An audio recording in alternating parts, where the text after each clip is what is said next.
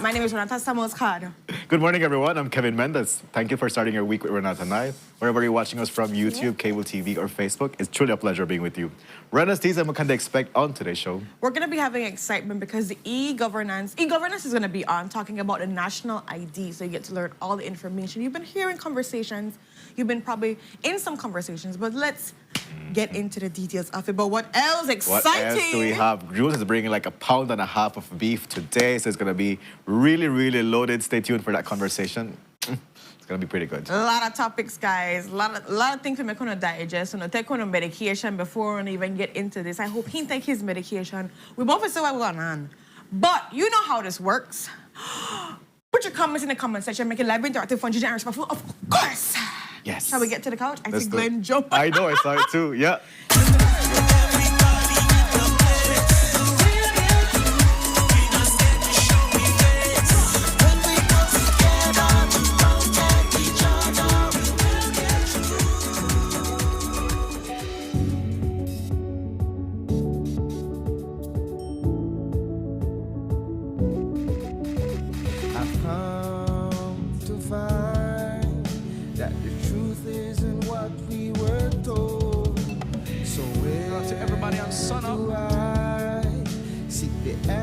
That's worth looking for today.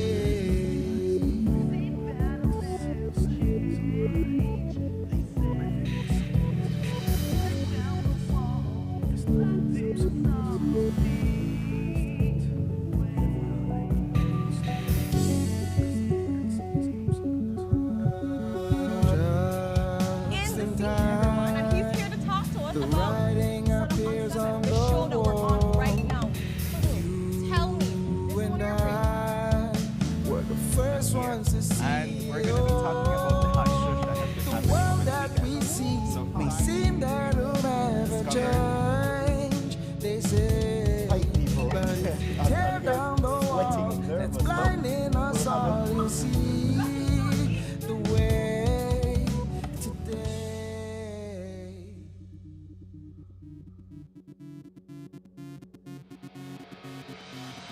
A place to call your home, a place where you can grow.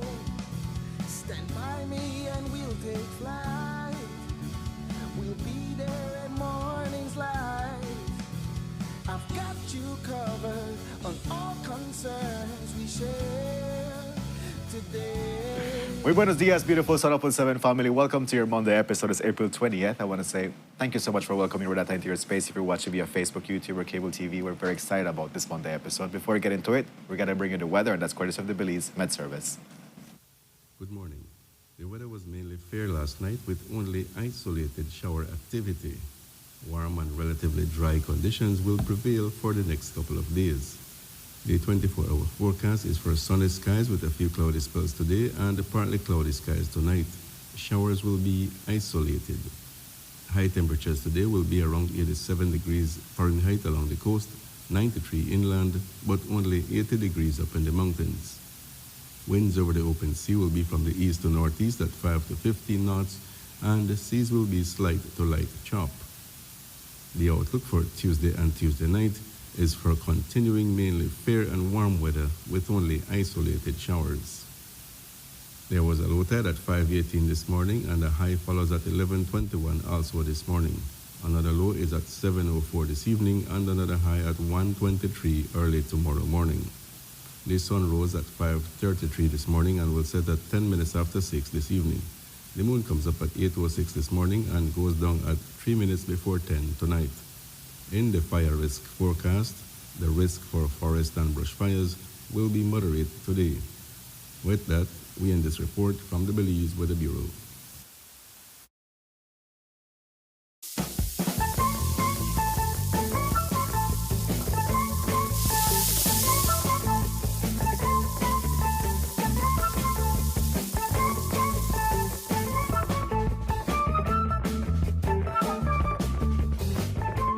Folks, welcome back to your Monday episode. Just that was the weather update, so we hope that you pay attention to know how you should act accordingly. But definitely, let's see if the weather mixes up with the Monday morning beef that we're going to have this morning. It's going to be a warm morning for sure, Jules.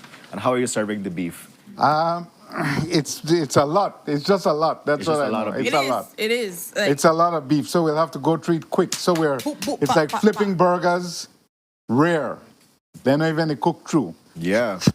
So Let's get get them flipping. All right, let's start with the first topic. Dive into it, Kev. The Belize Petro Spirits, licensed importer of fuel. Okay, so everyone remembers the entire kerfuffle over the situation with the Panamanian vessel that brought in this this not approved, unpermitted fuel into Belize. It's still there. The vessel is still there. Oh. Somebody wants that. The Panamanian owners of the vessel want it back. So it's still there, as far as I know, with the fuel. It's a vessel. It has commitments. It's named the Viajero, Humilde Viajero. But much was made of the fact that a company named Belize Petro Spirits imported this without permission. That's what the Department of Environment wrote to Ming Pai, the famous Mr. Ming, owner of many gas stations. However, we have seen, and that's a letter sent on 11 March 2026 to Mr. Ming Pai Chen, saying that, you didn't do the proper procedure. This is from the DOE. And much has been made about this fuel, but I believe, it is my belief, that fuel has been consistently coming into the country through this licensed importer of fuel. Are we able to show the other document, sir?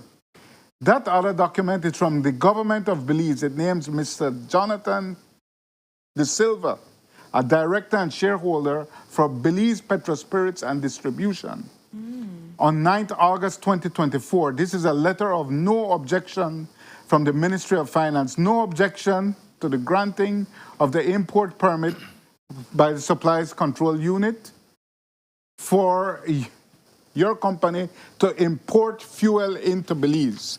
So let us understand that why that Panamanian vessel was flagged and why such a big kerfuffle was made. There it is. Yeah.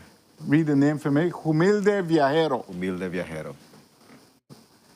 There are two reasons such a big furor was made over it. The Americans flagged that vessel because the crew are suspect. Suspects. Suspicious. Suspicious. Okay. Right? They have, the crew, as I understand it, includes Colombians who have some history that the Americans thought consequential.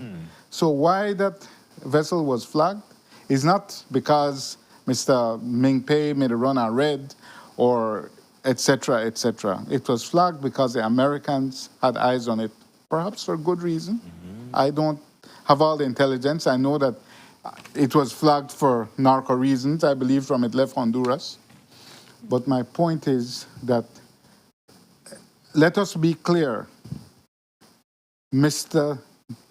De Silva from Belmopan had, I believe, based on that letter from Ministry of Finance, an import permit.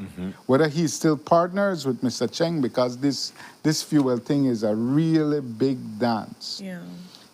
And let me say, I will repeat, that the granting of permits for the importation of fuel there are many names within the Prime Minister's family and friend circuit, which I have heard, credibly heard, who have received such permits. People who share the same last name as the Prime Minister, I have heard.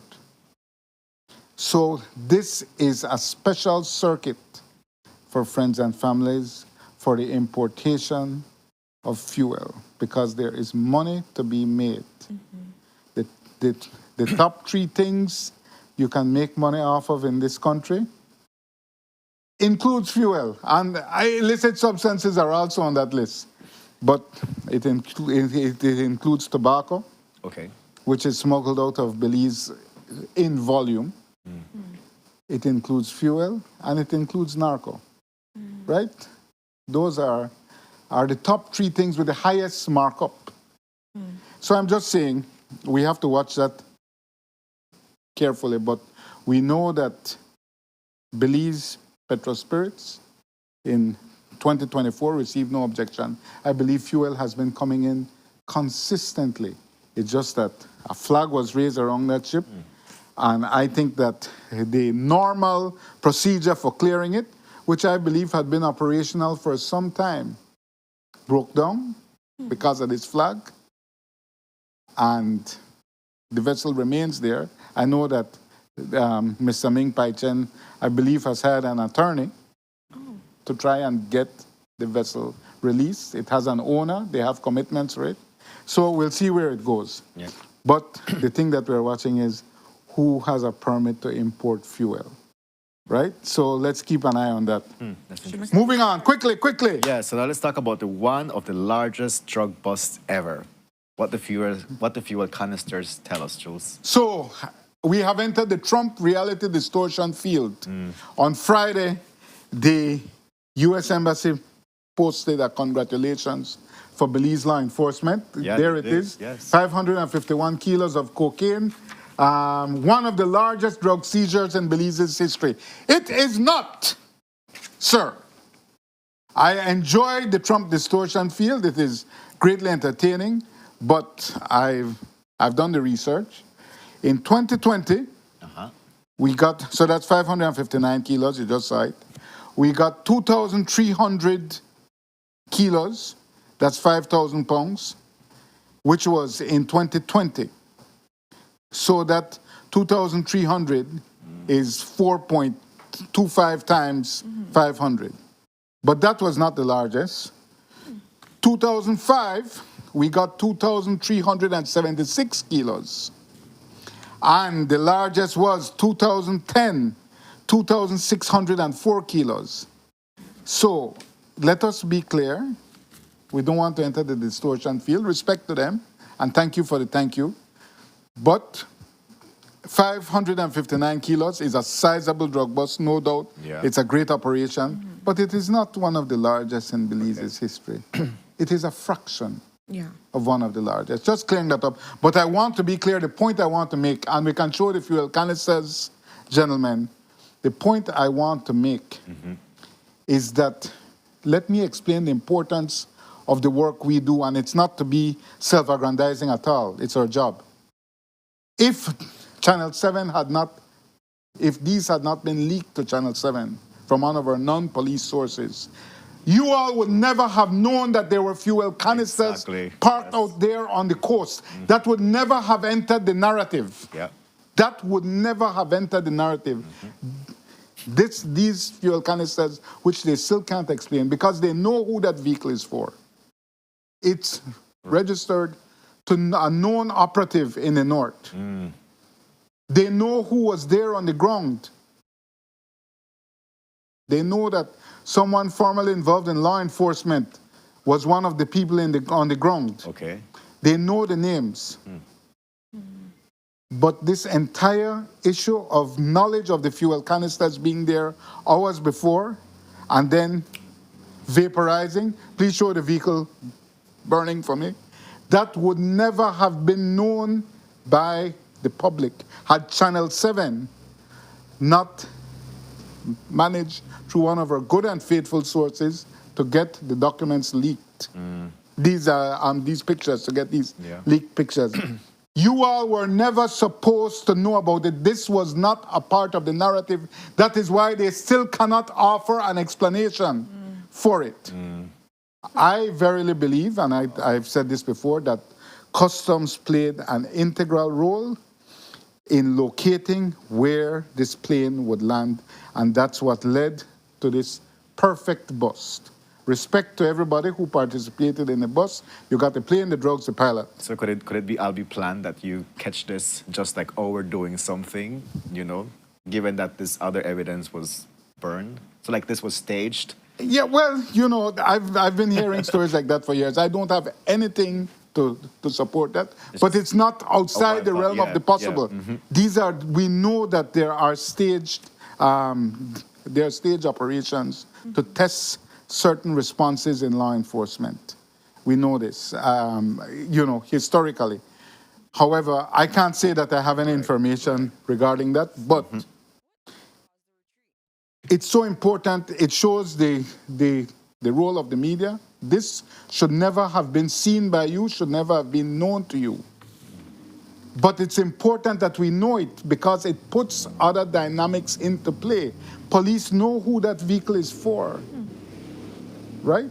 So I'm saying that this is the importance why the media exists, to uncover these things so that the questions can be asked, and we still do not have an answer for these questions. Where did the fuel canisters end up? Were they burnt in this vehicle? I really don't think so. I think that vehicle would have been roasting, would have been incendiary if they had those 9 canisters in there. When they reached back, as the news has pointed out, that vehicle was turned around. There you see it pointing towards the sea. That's when customs found it.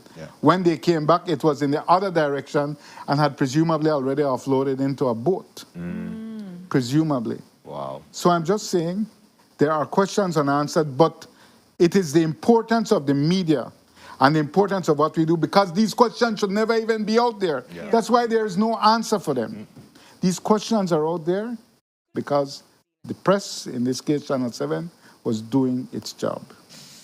So we will still try and ply for answers in this case, but we have to underscore that we have interrupted the perfect narrative, and I am happy to be a disruption. That is what we should do. I wish I could do it with everything. It's not so easy. Because the outcomes from this drug bust was just the 2 pilots that were arrested. What's it? Right. And there are many other players in play. And they're still large. Yeah. So we're going to move on. Moving on.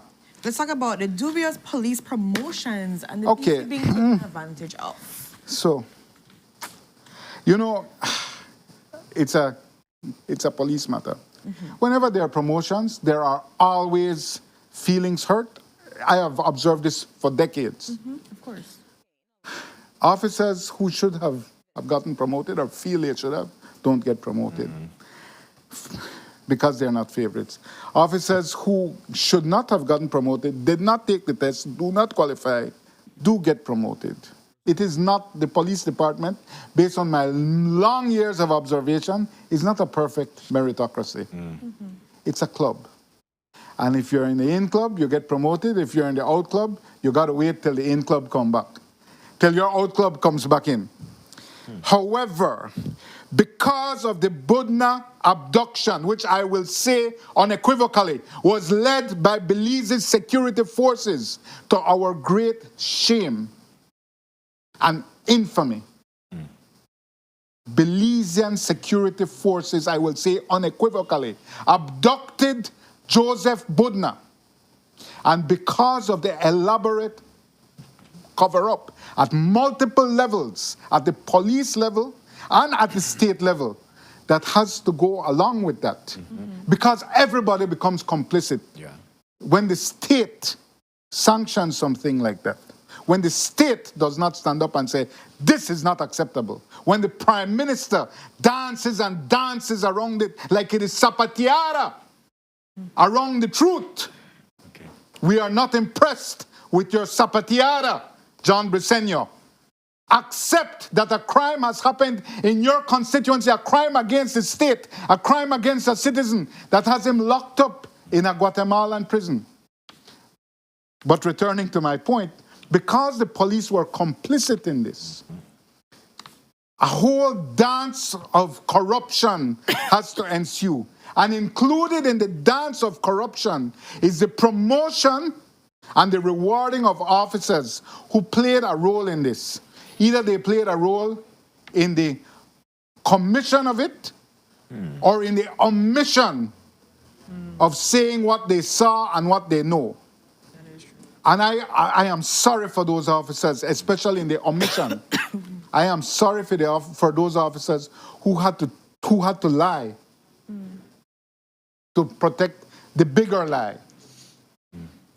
But included in the promotion list, I think we have the promotion list. I didn't show the names, but we have the promotion list. Included in that promotion list from sergeant to inspector, approved by the Security Services Commission, included in that list is an officer. Make sure the names are blurred if we have it. Is an officer that I believe was involved in the abduction. I believe this based on the many months of reporting I've done. I cannot call his name. But included in this is an officer who I believe was involved in the abduction. I also believe this officer did not sit the promotion exam. I also believe this officer may not have a high school finishing certificate. I don't want to disparage anyone for not, people have various skills. I don't want to get into that, but I'm saying that either you're entitled to be promoted, either you have duly earned your promotion. I think I have it here. I'll send it in, gentlemen. 1 second. Just excuse me while I multitask a little bit. I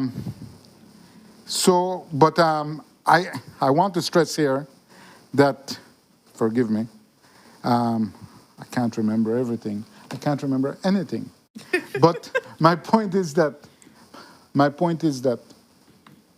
because of this corrupt, treasonous act that happened, where a citizen was abducted by security officers, acting on instructions, acting with impunity. It says, "Good afternoon, officers. In order to the below mentioned officers, during today's session, Security Services Commission approved the promotion." I blurred all the names because there are some who are legitimate there. I don't want to cast aspersion. And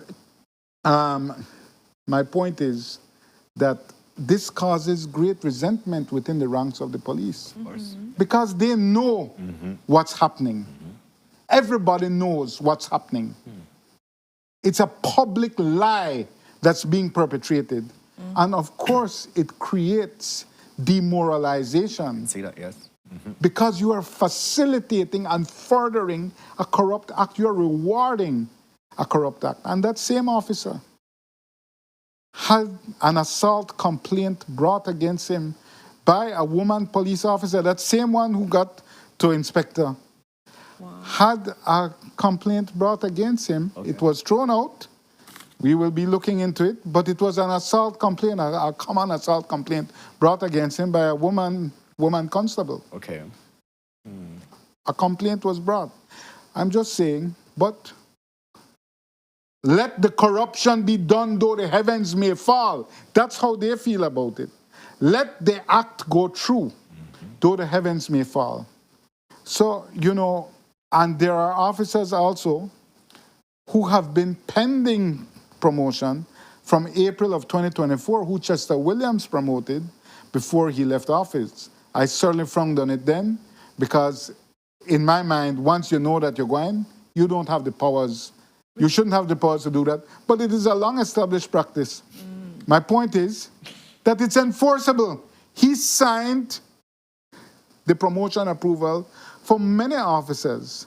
They have a legitimate expectation that they will become inspectors, but because a new commissioner came in and he doesn't want to reward the out crowd because he has his own in crowd, he's not honoring the previous commissioner's directive. Fine. But then that makes you liable And it's not you that then pay, Mr. Rosado. It's the state Exactly. that will pay. Yeah. Right? So, but, you know, these are things that we have to watch. But the principal issue is that when officers are rewarded for dirty deeds done cheap, and good officers are snubbed, when officers who did not even take the promotion test are rewarded, Yeah. and good officers are bypassed, it demoralizes the department. And it has a tangible effect on the quality of policing. 100%. If people are demoralized, it's a very difficult job. Policing is one of the most traumatic jobs you can take. It's a very difficult, very demanding, and relentlessly demanding job. So when you have all of that, and that's a job, and then you have all this extraneous nonsense, right, of this rewarding of corruption, Yeah. it has an overall very demoralizing effect. And when police are trying to survive, you know, they're going to be like, oh, this group of persons getting rewarded for this behavior, then might as well, like, Of course, it encourages corruption. encourages Yeah. corruption for Just sure. literally bleeds into it. Yeah. so. Well, Let's move on because we're moving too slowly. let's move on, Jules. Budna vehicle, it's another policing matter. They still have Mr. Budna's vehicle from August 22nd. It is still held. The DPP has written to the police department saying that vehicle has no further evidential value. It has no value to us. The vehicle has no evidential value at this stage.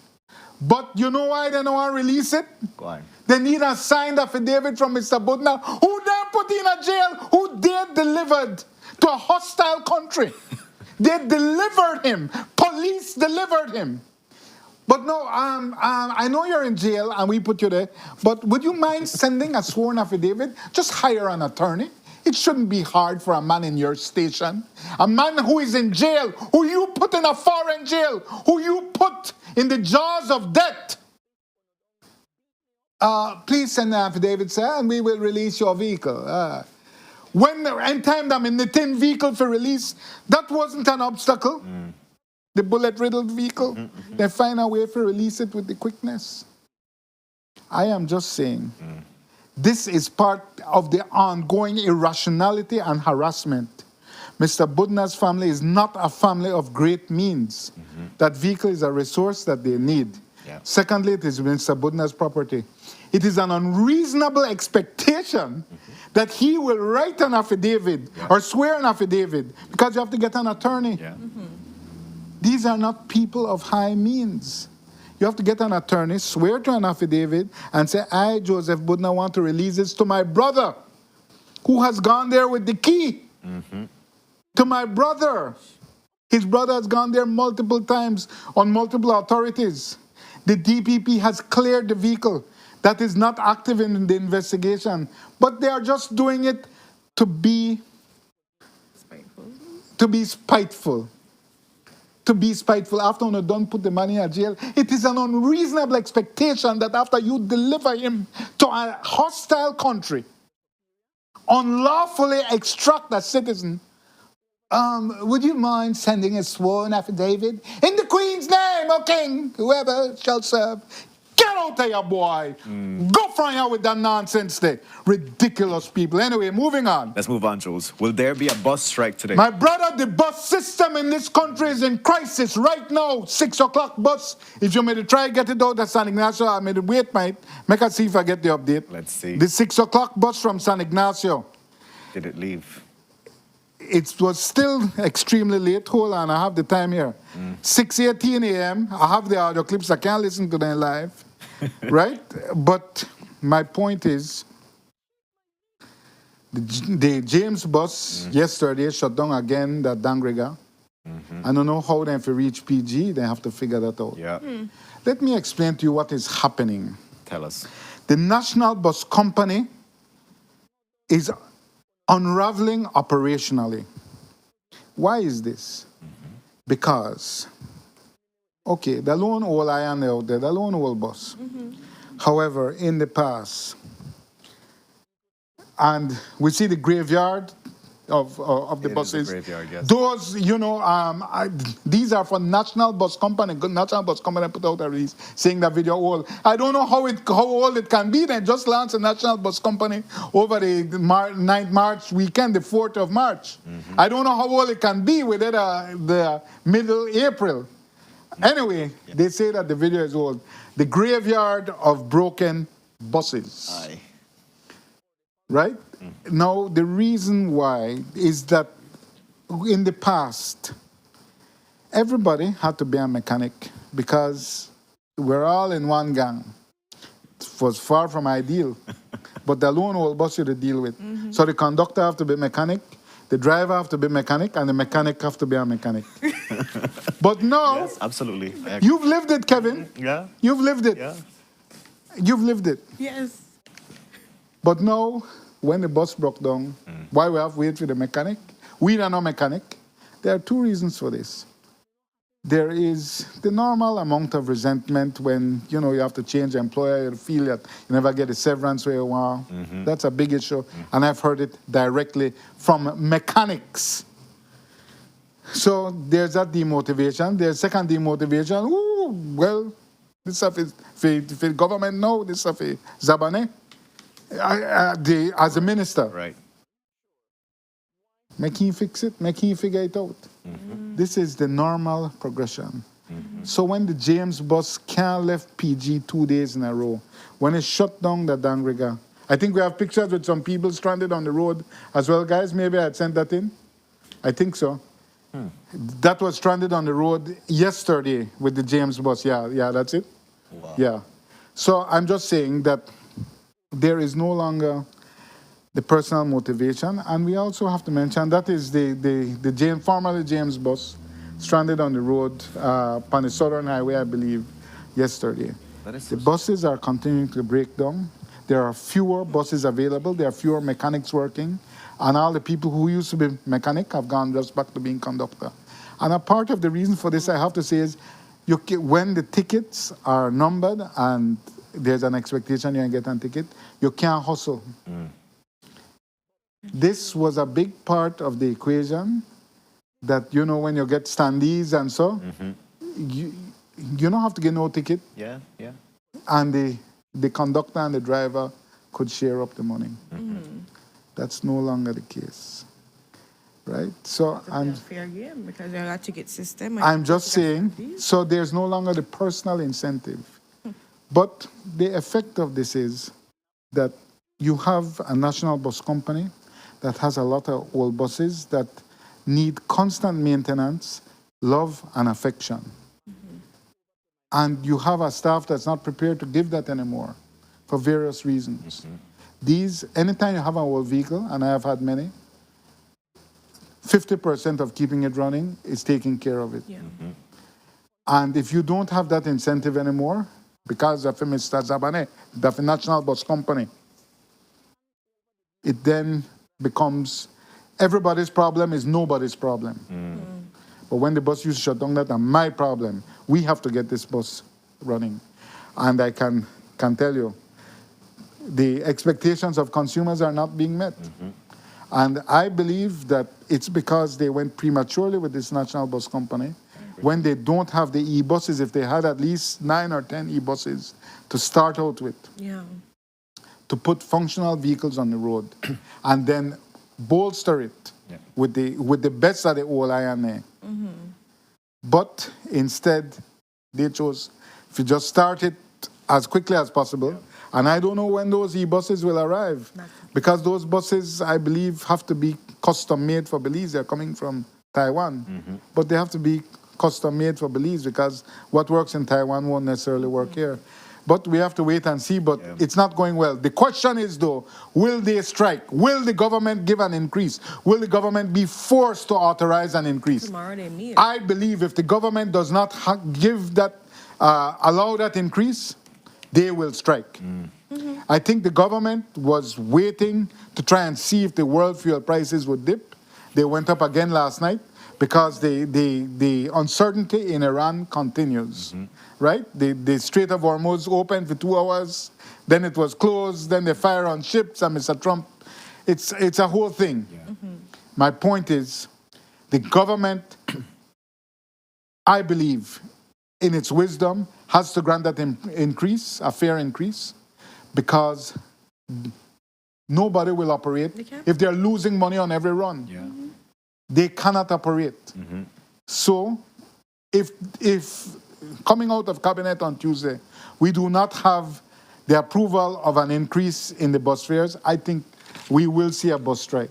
Yeah. And that will be consequential. Yeah. But we have to wait and see what comes out of cabinet on Tuesday. You know, a question that's lingering here is, what do you think prompted this premature engagement with the NBC rather than waiting for when you have a fleet that is suitable to... You know, I don't want to be unkind. I think it was ill-advised. But at the same time, we criticize ministers often for being being directionless or demotivated or into something else other than business, than the public's business. But I think that Mr. Sabane moved forward with courage, and he, you know, he's putting his all to make it work. But it's a lot of moving parts and a lot of broken parts. And he just does, he can't be everywhere. He can't, it's a rolling disaster. It's a galloping disaster. And I also am very aware, I want to know who did the consultancy, because I've heard some politically connected names, some scabs upon the public life. And I want to know if those persons were involved in the IDB consultancy. We'll try and find out. We will ask.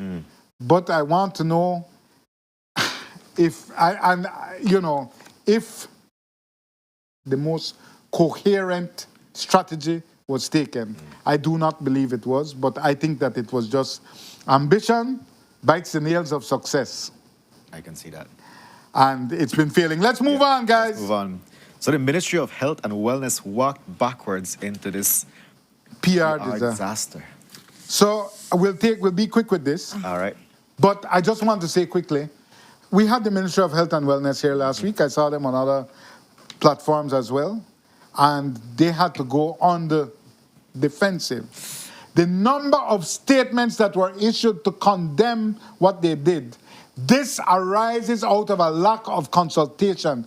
This arises when you don't have public engagement at the outset. This arises when you have a top-down management style. When you believe that we're still in 1980 Belize and you can just dictate. That done. Yeah. I saw an avalanche of statements from Public Service Union, and we can show some of them, guys. Public Service Union, NTUCB, Belize Network of NGOs. I have, obviously, the UDP. BFLA shared one also. BFLA, Yes, they were very vocal. PETAL. PETA also shared one. PETAL shared one. We saw an avalanche of public condemnation at the highest level, meaning civil society, and at the people level. I just want to speak about it from a purely public relations perspective. Okay. It was a total disaster, but it was foretold, because this is the style. Don't engage first, just do. Just do it. And so you end up, you have good, coherent people. We saw them here, Dr. Diaz and Dr. Friesen. We saw them here. Coherent, good, fair arguments. But why did we have to do it after? It is this entire approach that's wrong-headed. Yeah. And I pray that someone will take a lesson and say, boy, we need to return to a model where we have genuine public engagement and not perfunctory public engagement. I won't say much more on it because I don't have Courtney here to back me up on the women's reproductive health issue. But I will say that anecdotally, I don't know that the consultation process to get contraceptives is such an involved process. Anecdotally, as a man, I know that you go try the pill and then it not work for you, you go and try get our next one. But it's not like the initial consult is so probing, so searching, so punctilious, so precise as to say, I have the exact pill. It'll be like, make you try this? That's how it works, yeah. Yeah, normally. Yeah, doc, I can't, it never worked for me. And then sometimes your body reacts, and so obviously you have to go back and then check Exactly. something else because of whatever. So it's trial and error, right? It It's is trial and always error. Good, let's move on. Now let's talk about Chairman Kante, Whew. the mysterious kidnapping. You know, man, Chairman Kante. I will say that I was disappointed in the statement issued by the Maya organizations in terms of, I found it to be, I think we have a copy of the statement from Friday, guys, from the various Maya organizations. I found it to be meaningless. I found it to be a big nothing. You know, it just spoke in a very circumspect and circuitous and non-specific way, you know, saying that we call for a comprehensive investigation into the matter, but it doesn't speak about what happened. Tell us the narrative, tell us what happened. So all we have is what Mr. Kante says. You know that two men abducted him and they held him and they released him. The police said he had minor bruises. I don't know. It's not, this was a consequential event. And we embraced it. We heard the audio clip of him appearing to struggle. Yeah. And, you know, we embraced it as completely believable. But some of what I just think the entire, and, you know, I understand the man went through a traumatic event. I understand. Definitely, yeah. But I'm saying that it's not adding up to me. You know, I understand that you have to respect people's space and you have to respect their pain. I accept that. But I felt that the statement on Friday could have been more specific. Yeah, more detailed. I just found it just word salad. I found it to be very general, very wanting. And at this point, I think the narrative can be brought into question. I don't have the information to do so, but I'm just saying that I am not thoroughly satisfied. As a very interested observer, I am not thoroughly satisfied. Maybe my standard of proof requires, you know, other signs of evidence, but I haven't seen enough that I am fully satisfied in the narrative that has been presented. It just not add up. Yeah. I'll just say that. It does not add up. Yeah. It does not add up. Because even the police said how that they still have to do investigations Yeah. with bruises to see if there's anything to try, like, to pursue in that manner. And Yeah. then people have been asking the question of, normally when you get abducted, you don't necessarily get released. People are trying to understand, like, what took place, how... Yeah, because they abduct you for a reason. Yeah, so is it like a An ransom for abduction- money? Well, we don't want, but then, like, that's not... We're not hearing anything on that. Yeah. An abduction involves great risk by the abductors. It's not simple, right? To take a human into your custody, a lot of bad stuff can happen. So in order for there to be great risk, there has to be some kind of reward for them. They have to get something out of it. What did they get out of it? It just not add up. Yeah, and given the history of the contention with this territory, right? Yeah. And the Yeah. CCJ ruling and all of these things, was it to intimidate the... It just brings many speculations to, like... Yeah, what was it the- really, it's an extremely loaded, volatile, fraught situation right now. It is, yeah. And when you put something like that into the mix, it's fortunate no one was harmed because they may look for deal with man, Exactly. Yeah. right? So anyway, we'll have to see where that goes and if evidence comes out. Guys, we have to move on quickly. Jules, it's 1 year later, the domestic airport security still is... Well, I want to say, Okay, here. Thursday, April 17, 2025, was the hijacking. Wow, it's a... Holy Thursday. So Friday made it 1 year. Friday, April 17, 2026, 1 year later.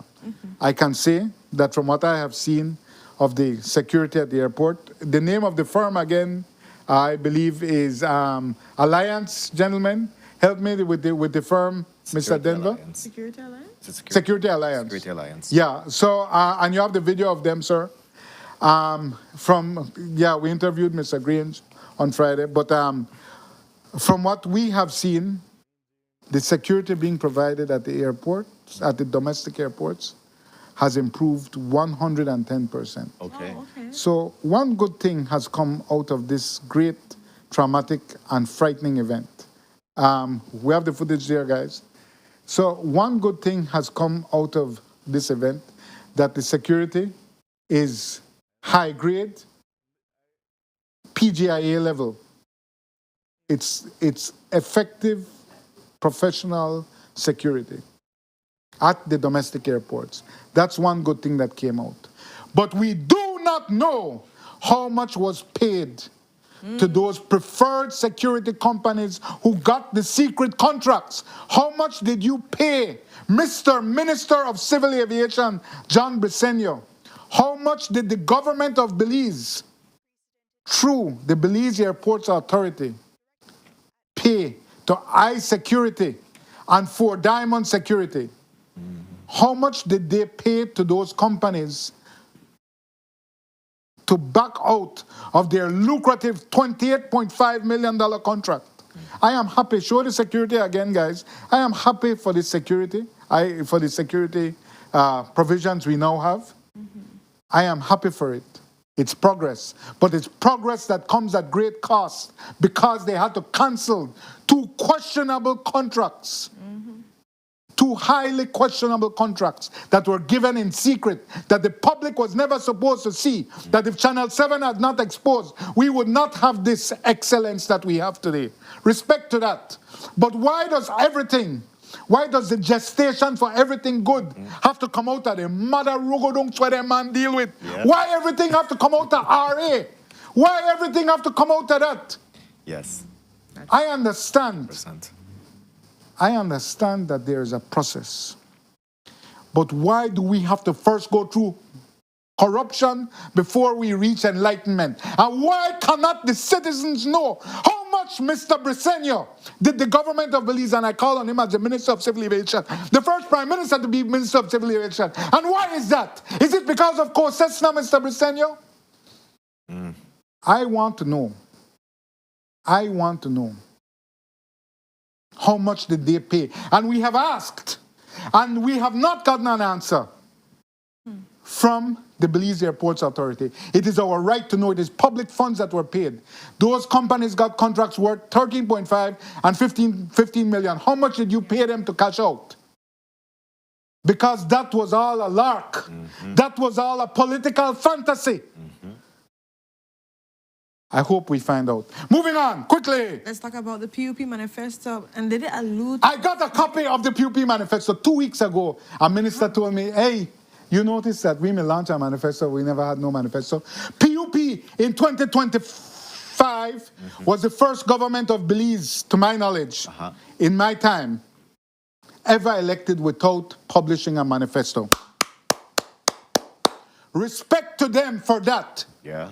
They were so good that they never even need one manifesto.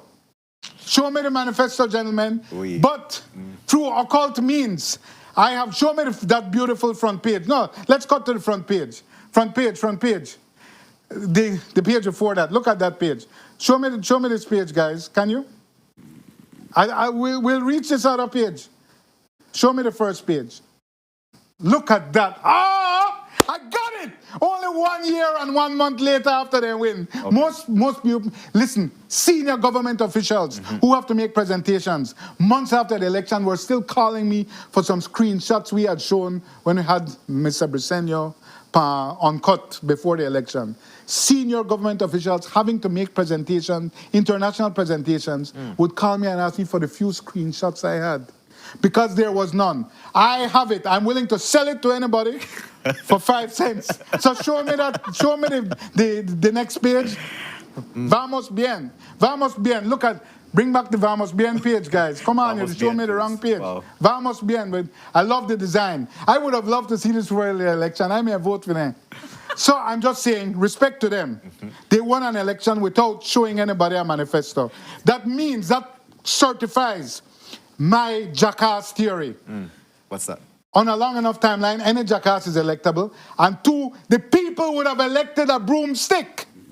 They would have elected a broomstick. They don't care. What vamos bien, vamos mal. Vamos! Vamos. Vamos, PUP. Respect to that. Now show the page that we were showing with all the telecoms. Show the telecoms page. Was it foretold? Look at telecoms. Building the future of public services. We will look at telecoms. BTL will expand its market share and offer new services. Was that the chronicle of a speed net foretold? Oui. Was that market share? Because that's how you get market share. You buy over the competition. Even when the Belize Telecoms Act says that you cannot. Even when you have signed the Treaty of Chaguaramas, which says you cannot. You have to have competition. There it was, in the secret manifesto of the PUP. I have to send it to the minister who asked him about it. Said, why? I find it. He'll be like, well, we got a manifesto because we run part of pilot. So I'm just saying, there is, in the manifesto stated clearly, Wow. that BTL will expand its market share. You can interpret it how you want, but it's strange that that would be the first line item, will expand its market share. Well, of course it will expand its market share because the plan is to acquire SpeedNet. Right. That conclusion can fairly be drawn. If we may see the manifesto, we may know, but that was the big switch. They never published a manifesto and they still win. That is true. It just makes me think that, do we have to like sit and put into parallel everything that's taking place? Maybe it's in the manifesto and we did not get to see it. Exactly. Maybe we didn't get the memo. We didn't get the Yeah. You got manifesto. the full thing? You got the full thing? The full manifesto. Anybody can get from me for 5 cents. All right, perfect. 5 cents or a mint sweet. That's 4 cents each. There we go. Let's move on to our next coach topic or beef topic. Caye Caulker Police Station land. So Minister, Air Representative Andre Abner Perez gave an important interview on Thursday. He said that there was a deal proposed. Yeah. There was a deal proposed. Very important. Important that it made him stop. Yeah, it made him stop. They had to halt. where they were. And the people want to know what process. happened, so there was something proposed. But they're still angry with the villagers because why won't you sell the land no sell? Because that is how you have to handle kleptocrats. That is how you have to handle kleptocrats. If you hear that it's going to rain on Friday, you need to put on your umbrella and your boots from Wednesday because they're going to bring it early. The village council moved wisely because the minute you start waiting and say, well, make we talk to the man first. By the time you talk to the man, the land don't sell. They moved precipitously, prematurely, but wisely, prudently. Because if they did not make this furor, then we're going to find a way to push that thing through. So there have been talks.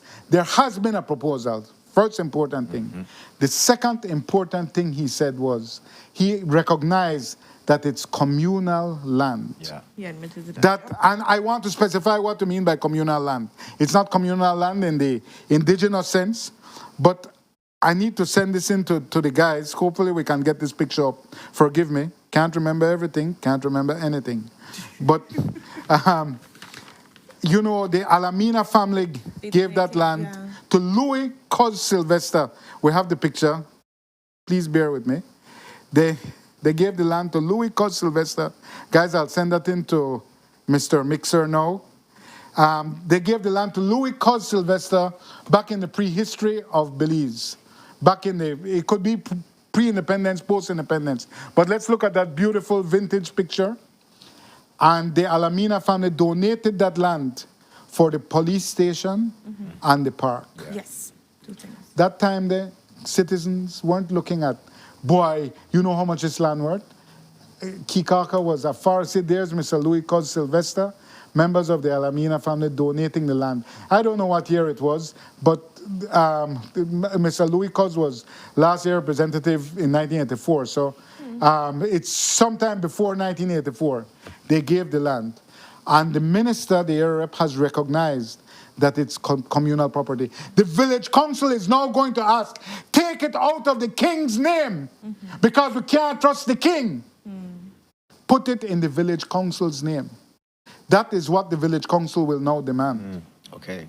That's what the chair lady told me on Friday. We want it in our name. because we cannot, she did not say this, this is what I am saying.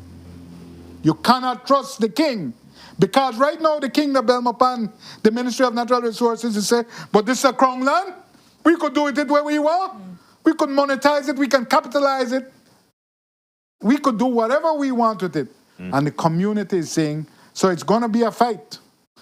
First, they have to stop this thing and stop whatever deal they may contemplate. But second, they have to find a way for getting people back their land. Because that was done in a time when you could still trust the king. But right now, you turn around the king and sell your bed and your baby in it. Moving on. Don't trust the king, guys. And the last but not least, strange. My ears are hurting because I shout so much. I can't imagine the viewers. My apologies. Make we move on quickly, my God. The strange case of Senate double up special sitting. Quickly, we are going to have Senate double up special sitting. Show me the notice, guys. We're going to have double up Senate sitting. I've been observing the House and Senate for 30 years. Okay.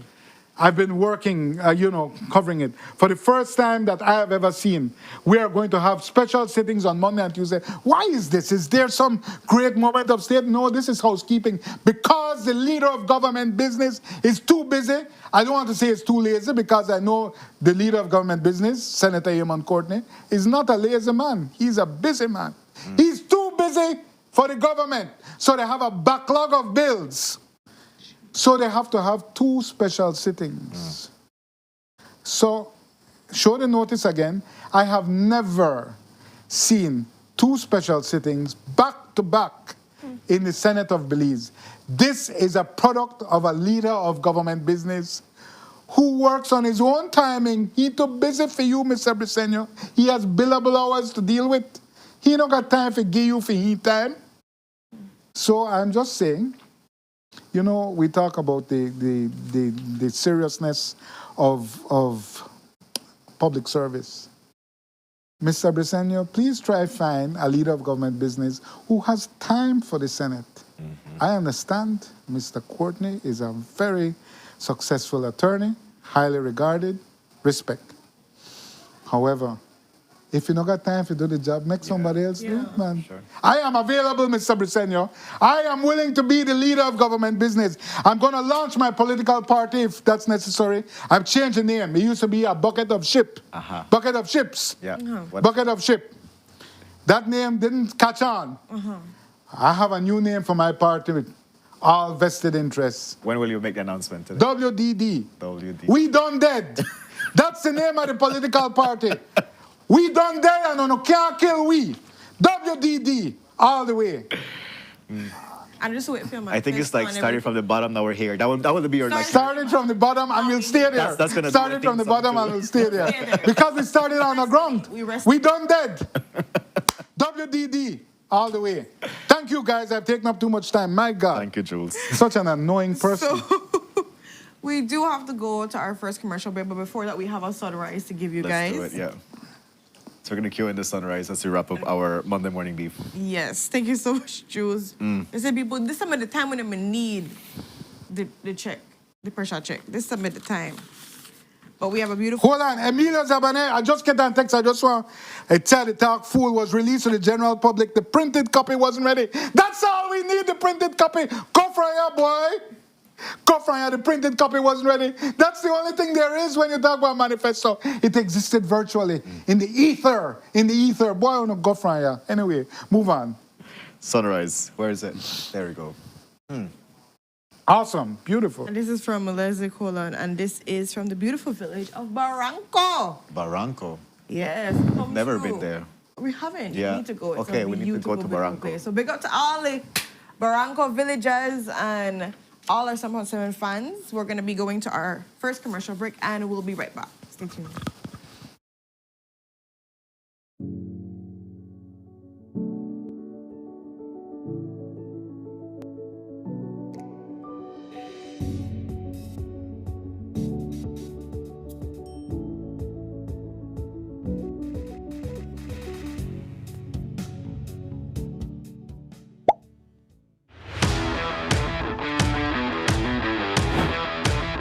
The Ministry of Infrastructure, Development and Housing advises the public that works have commenced to upgrade the George Price Highway between Belize City and Hattieville.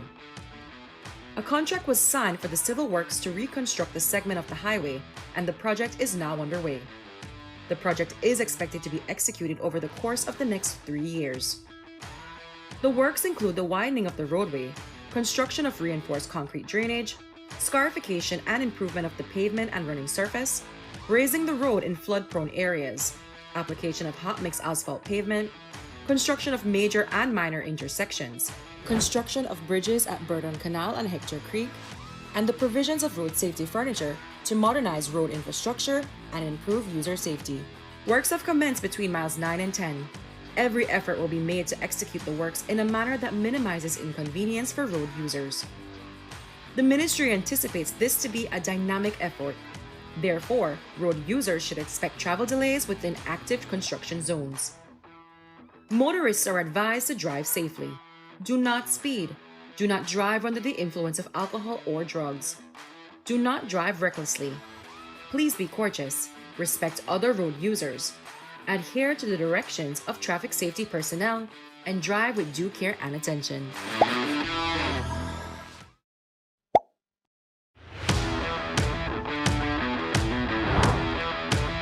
The Ministry of Infrastructure Development and Housing advises the public of ongoing works for the upgrading of the George Price Highway between La Democracia and Belmopan. A contract was signed for the civil works to reconstruct this segment of the highway, and the project is expected to be executed over the course of the next 3 years.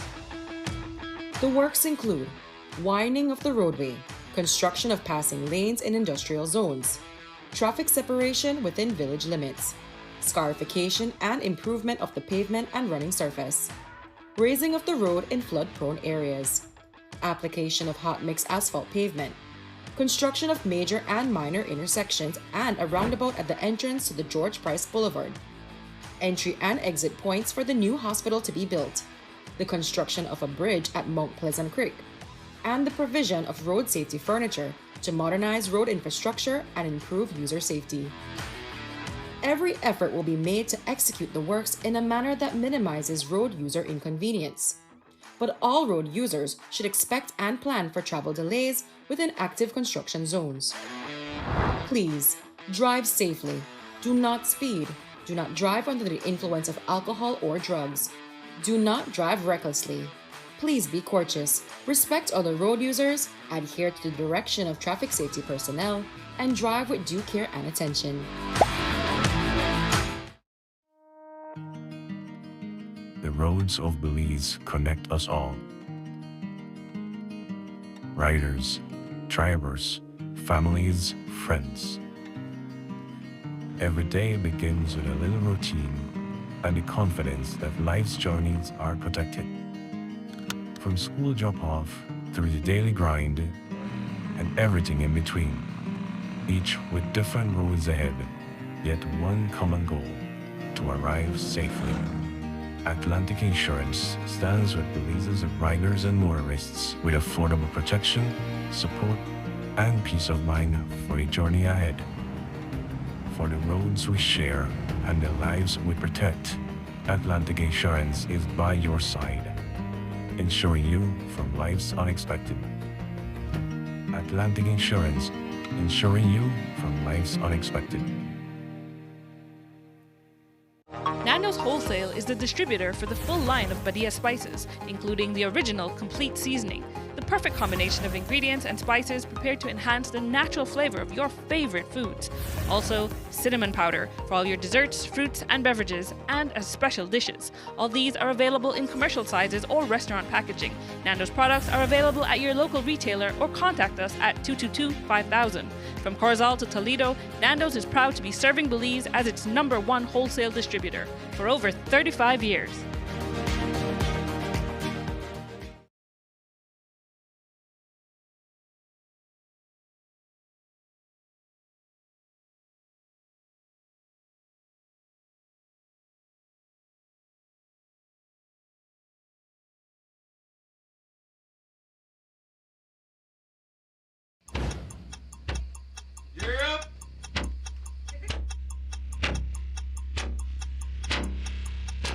These charter means aren't We're navigating along the coastline. This morning, the 2023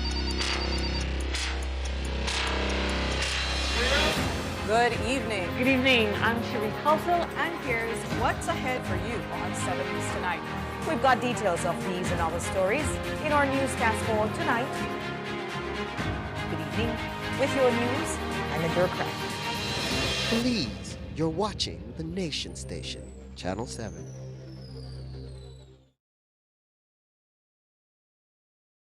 Wake up to positivity and inspiration. It's a fresh and diverse twist on your mornings. Tune in to Sunup on 7 every weekday morning at 6:30 a.m. right here on your Nation Station, Channel 7. It's the morning show you don't want to miss.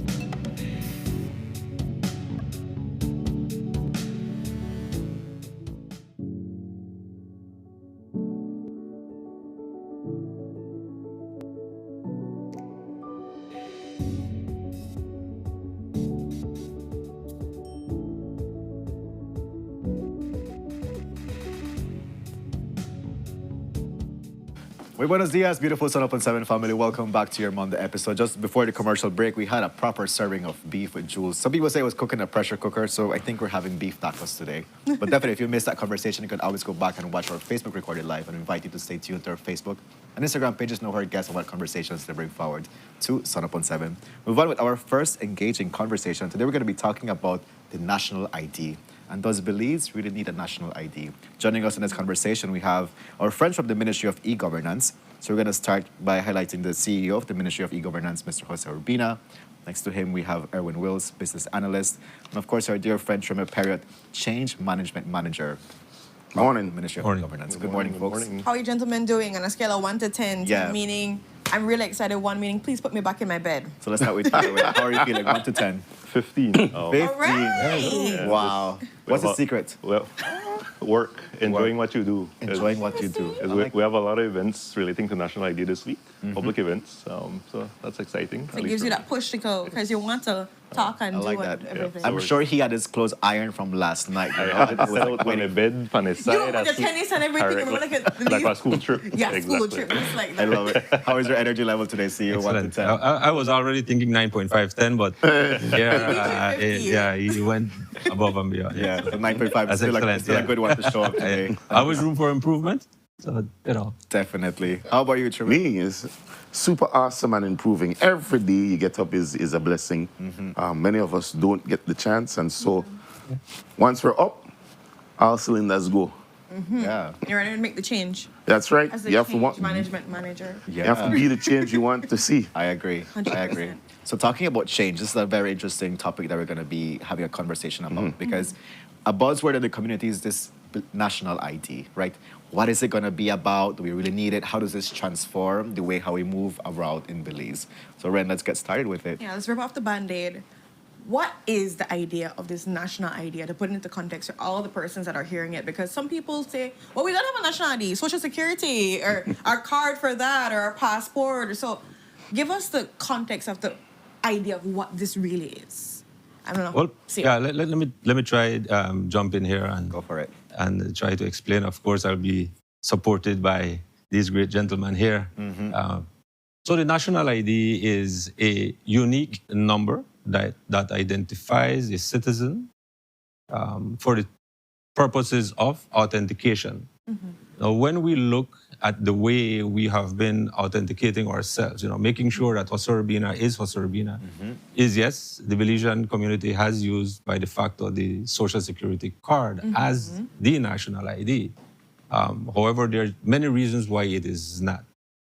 Important to stick a pin here is that now, as we are transforming services, we no longer are physically present when applying for a service. So there needs to be a way how we ensure that Jose Urbina is the person applying for a digital or online service. So that is the concept that I would want to push here. It's no longer about physical authentication, but it's more using the internet. How do we now ensure that Erwin Wills is the person applying for that digital service? Digital in the sense of being an online service. Is there anything you'd like to add, Erwin, to describe this national ID? I know one of the other questions people bring up, or one of the other points people bring up, is that we have many different IDs. Why do we need one more? Yeah. And the example I always like to give is, I'm sure many of you have had to access a government institution or a private organization or business, and what are the first thing they ask you? So bring a copy of your passport and Social Security or any other ID. And the reason they ask for two, why do you think that is? Verification. Right. There is no way that they can verify right then online that this is you. So they have to rely on the person to see two different IDs. Now with a national ID, we're now able to verify with one single ID number that this is you, and the process is easier. So that's my contribution. Trevor, if you want to add? Me? I almost said everything now. Well, for me, when it comes to this national ID, I think it's not just an ID. It's an opportunity for people to move in the new and developing world that we're having, the technological world. And it provides an opportunity for people who can't or find it extremely difficult to access the services that we have. For example, let's say you have a group of ladies working 7 days a week, all the way in San Antonio, way down south. What time do they have to come out to do their necessary activities with social or tax, things like that? It creates a problem. And a part of the rationale and the purpose of the national ID is to provide services online that they can access from where they are. So they don't have to stop their work for 2 days because it takes them 2 days to travel and go back. They don't have the money to come out and go back in. And so I think that this digital identity process that we're in really is built to help our people. So it's more than just the technology. It's about our people and the services that they can access and use. And the authentication process is a lot easier for them in this manner. We were talking outside, and CEO mentioned how, I don't know if it has happened to you, where they say you have to show your face and hold a security card to take a picture to verify that you are you. This card, this process, this digital identity is trying to eliminate such things to make it easier for people to work in this new, upcoming technological world. I love that. And that same note, when you look at, and I think Theo hinted to it too, the idea of tracking or a surveillance system now with this ID, is this something that is being put in place? Because when you bring the ID, we have it in place. What's happening when it comes to being able to track people, to know exactly what's taking place with a national ID? I present it, and I have to show my face because you know my unique number is Renata. This is like who I am. How does it look? So the intent of how the ecosystem works is that it's going to be user-centric or user-centered, meaning that you, the user, would have full control of information being shared. Okay. We also need to be in compliance with the drafted National ID Act, along with a series of regulations that come along with it, which intends to enforce privacy and even has a very heavy-handed approach to leaking or leakage of information. And we're also looking at ways in terms of ensuring that there's a proper balance in who has control of information. We also need to ensure that the National ID Act is also linked to the Data Protection Act. And the Data Protection Act directly protects the privacy of individuals. Now, the way the application works is that, let's say you go and you apply for a service. On the digital ID wallet, through a push notification, you get a notification asking you to confirm what information you want to share. There you can say, okay, well, I'm doing this transaction to prove my age. And so you highlight or you check the box that says age verification, and that's the information that is sent out, right? If someone does a due diligence through, because you're applying for a loan, let's say, that notification will come or should come to you to be informed, so that you are informed that this institution is querying information about your profile and you should approve if that's a yes or no, whether you want to share it or not. So this approach allows us to build trust in the system. It's not just that.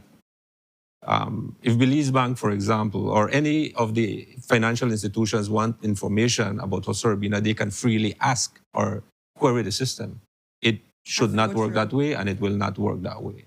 Because we need to be in compliance with the rights of the data owner, and we need to ensure that there is the secure channels of communication between those entities also. So we're looking at the encryption of data to prevent data interceptions and so on. Thank you so much for sharing, how you're looking at data protection, which is very important, very, very critical. We have many conversations around that.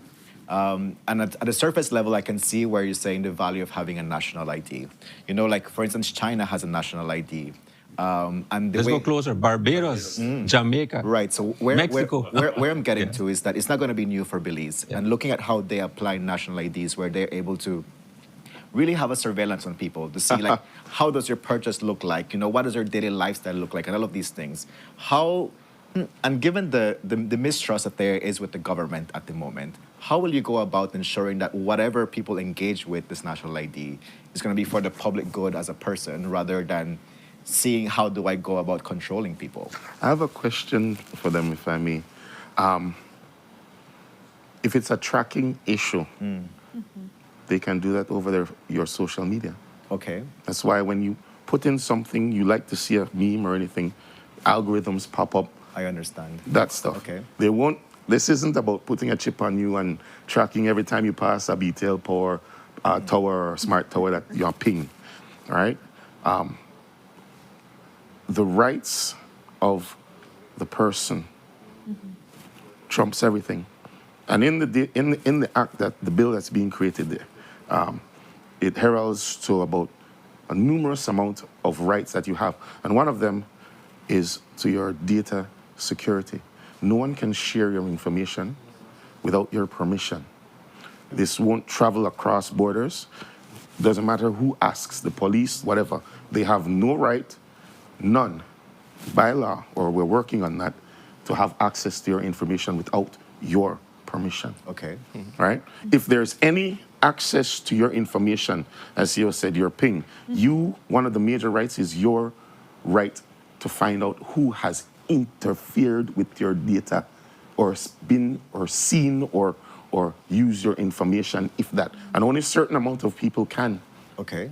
In whatever institution you have, and it will be logged. So if you're the clerk and you have your job is to connect with people, your specific name will pop up at this time, right? And what you did with what you have. Okay? And to add to that, first I'd like to highlight valid question, valid point. We probably heard that before, social tracking and chips. But I'd first like to highlight the difference in governance styles and also the rights that exist between our country and, let's say, a country like China. Yeah. I think we're more on the liberal side in that we respect the right to freedom and we respect the right for individuals to maintain their privacy. Okay. And I don't think that's a style of our government or our culture to push that agenda. Secondly, I'd like to highlight that we're also exploring the avenue of having a body created to manage the national ID separately. So we don't see a government ministry specifically managing the national ID. We believe that it's of extreme importance that a body, for example, let's say a national ID authority, gets created to manage the ID independently. So it's too important to just be a side responsibility of a ministry. We believe it's supposed to be an independent body, let's say maybe quasi-government, to manage the data and of our citizens. So that, we hope, alleviates some stress or pressure that, okay, if you don't trust the government, that's fine, that's your opinion, but just know that there's going to be an independent body managing your information, and we hope that provides a bit of support where needed. So those are avenues we're exploring as well, and hence the reason why we invite individuals to come out to the public consultations we'll be having in Orange Walk Thursday and release it to Friday, express these opinions, express these questions, and we're hoping we have the answers very well to the concerns. Even if we might not have all specifically at this point in time, because we're in the process of developing, the key is to include our people in the process for two long we've seen where things are done, and at its inception, no one knows until it comes out. They asked me after the Right, and we want change now. is to start the process early, get people involved, and people might say, "Oh, for what reason? That don't make sense. You're still not doing what they want to do." People will complain. The what ifs won't stop, and the doubters won't stop. However, out of every dissension, there are multiple people, multiple perspectives that really help us build these things properly for the people of our country. And that is what we want.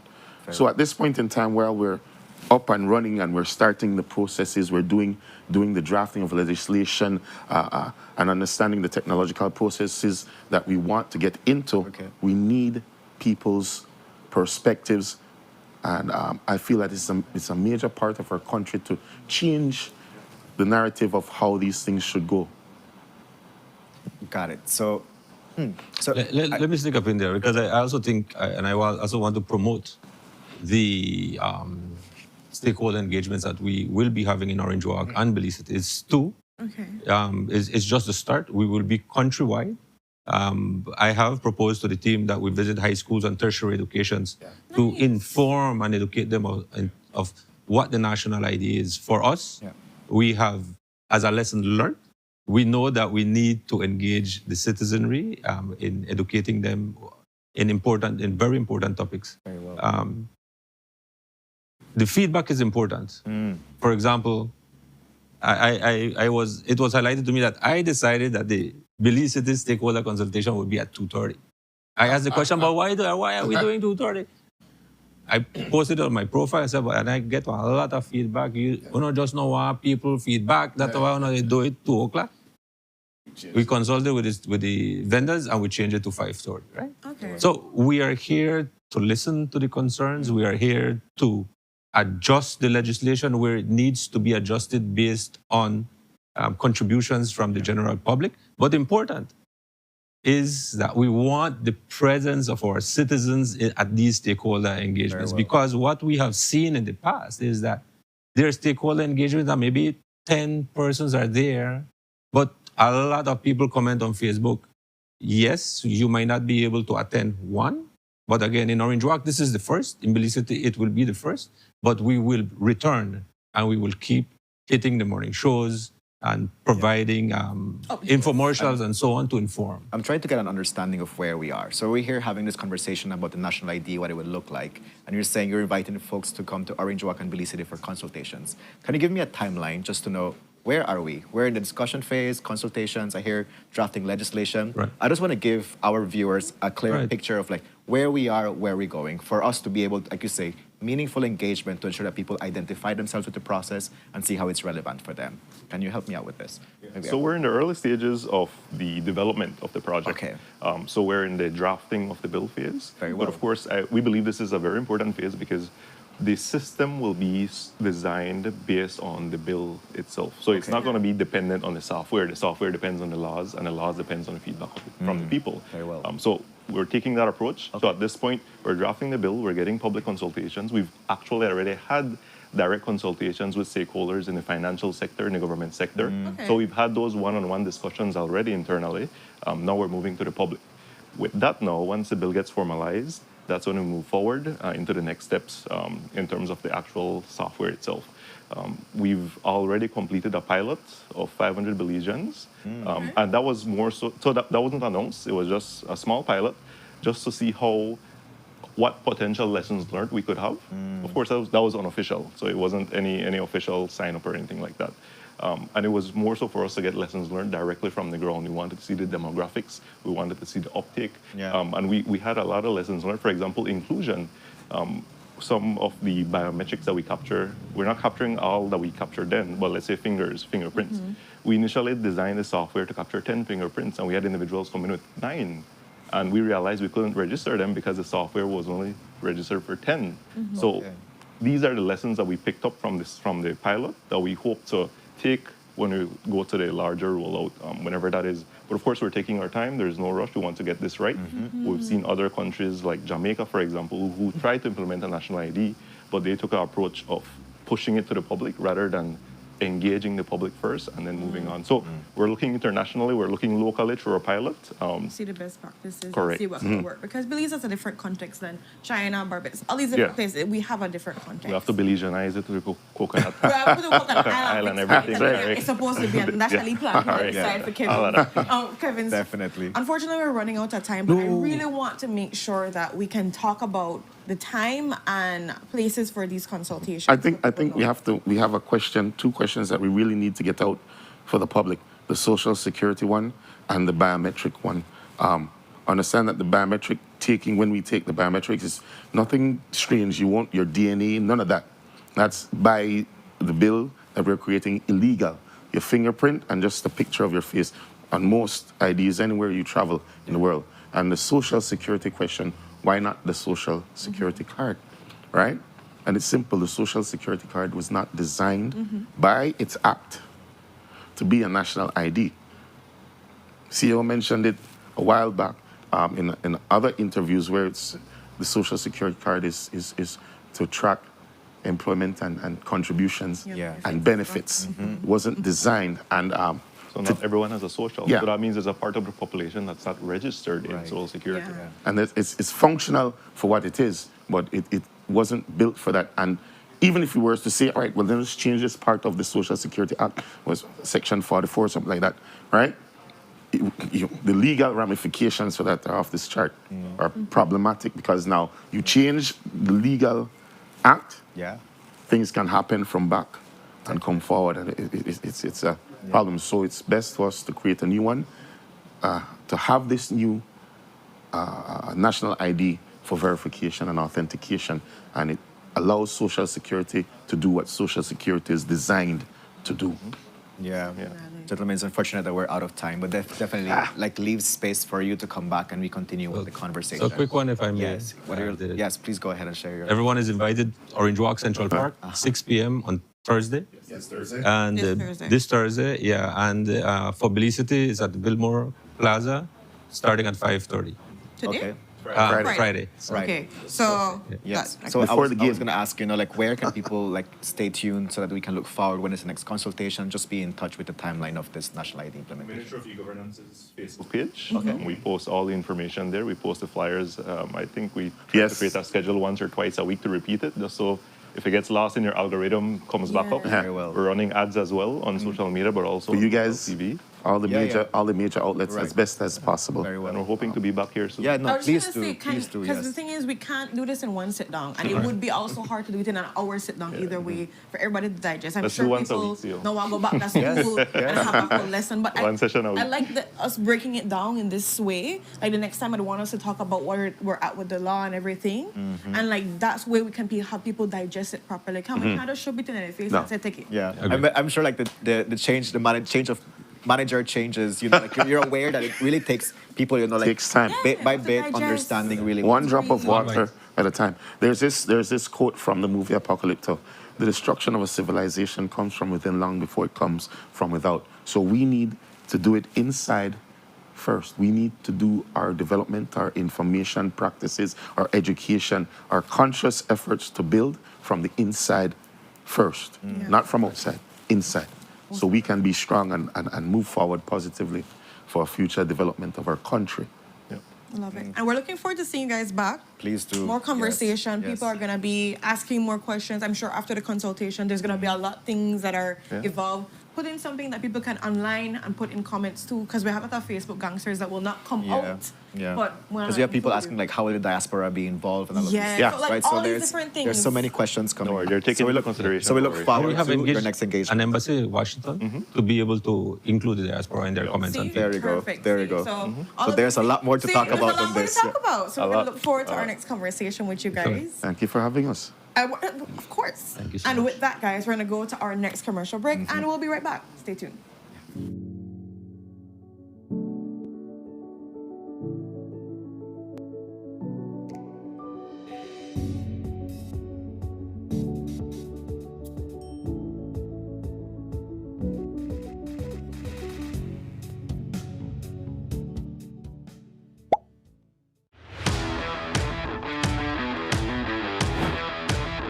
The Ministry of Infrastructure Development and Housing advises the public that works have commenced to upgrade the George Price Highway between Belize City and Hatteville.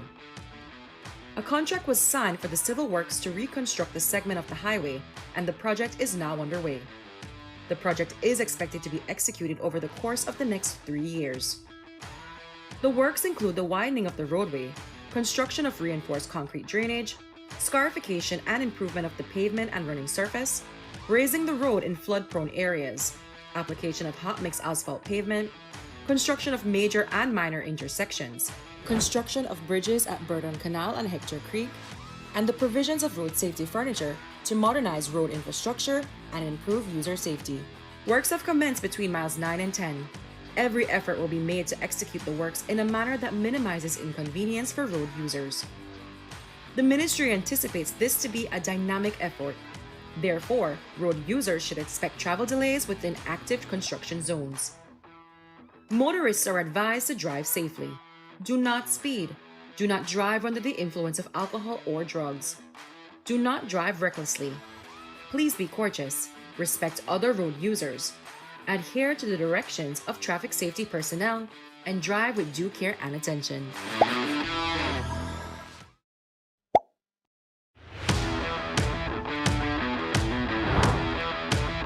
The Ministry of Infrastructure Development and Housing advises the public of ongoing works for the upgrading of the George Price Highway between Democracia and Belmopan.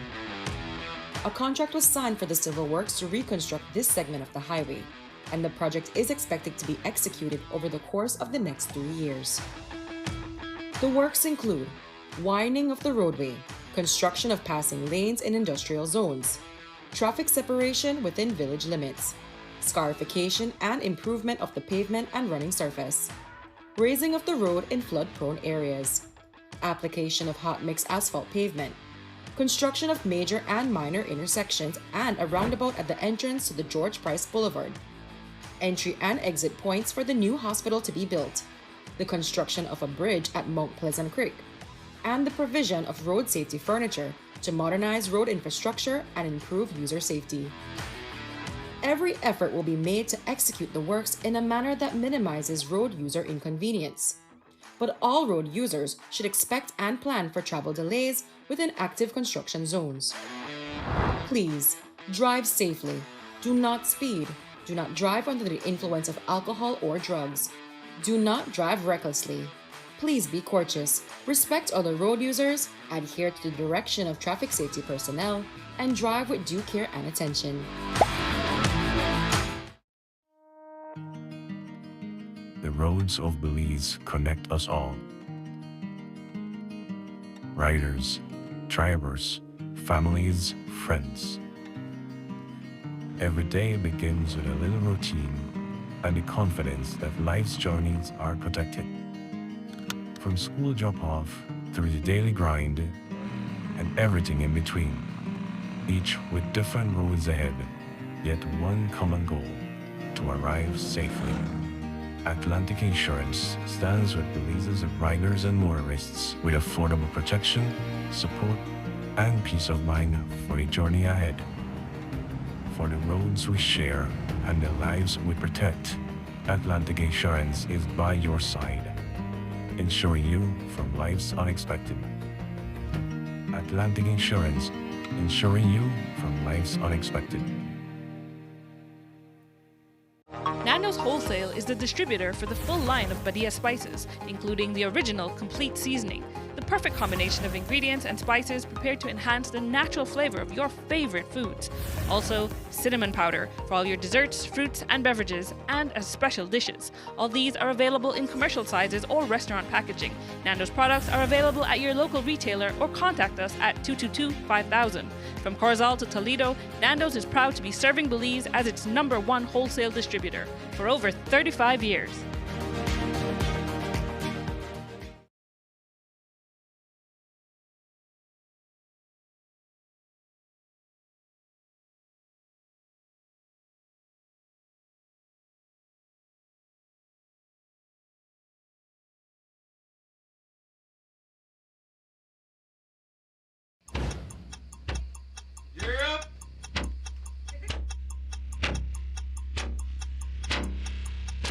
These charter mints aren't from We're an navigating along the coastline. This morning, the 2023.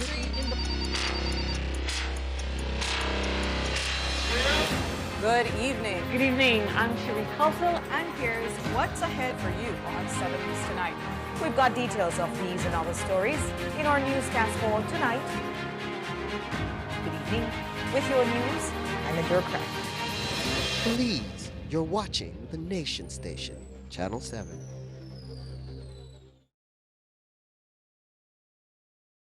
Wake up to positivity and inspiration. It's a fresh and diverse twist on your mornings.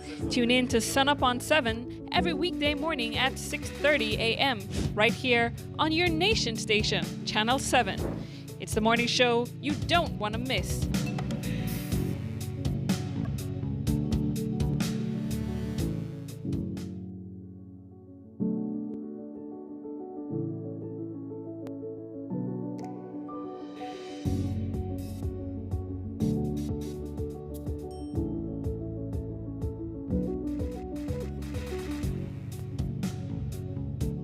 Good morning, everyone. Welcome back to your Monday episode of Sunup on 7. Thank you so much for making some company to Renata and I on today's episode. We went straight into our next conversation. And we have our friends from the Anglican Diocese of Belize. Let's introduce who they are. We have His Grace Archbishop Philip Wright joining us. Next to him, we have Dr. Jeremy Cayetano, the General Manager for the Anglican Cathedral Anglican Pre and Primary School. Pre and Primary School. Yes. And Reverend Dr. Rose Madera, the priest in charge of St. Andrew's Parish. Good morning, folks. Welcome to Sunup on 7. Good morning, and thanks for having us. It's a joy to be here. It's been a while, I think, since... It has been. Yeah. So it's good to be here. And you're back with amazing things that are taking place very soon. Very so true. we definitely want to make sure all our viewers are setting their calendar together. I'm sure people have seen flyers before, the banners and everything that's taking place when it comes to this service of recognition for you and how that looks and everything. So in that same note, could you kind of inform people of what this really is so that they can put their mind and wrap their head around? Yeah, how do you feel about getting recognized? There's always a part of it that is overwhelming. Eh? I can imagine. The love, the support from individuals and even groups that you weren't even quite aware were sort of behind you, you know, all along. But the service of recognition follows the election that would have taken place last November. Oh. And so effectively, I have already been in the post and functioning. But we normally have this service of recognition to sort of signal a change has occurred. Gotcha. In our church, you can only be ordained 3 times, as a deacon, as a priest, or as a bishop. Anything after that is a title. Oh. So I am not going to be ordained Archbishop. I'm still a bishop. Yeah. But by becoming Archbishop, we have a thing we call you now become first among equals. In other words, I will chair meetings of the bishops, and I will chair some of the significant groups in the church. So it's really a recognition, not an ordination. I see.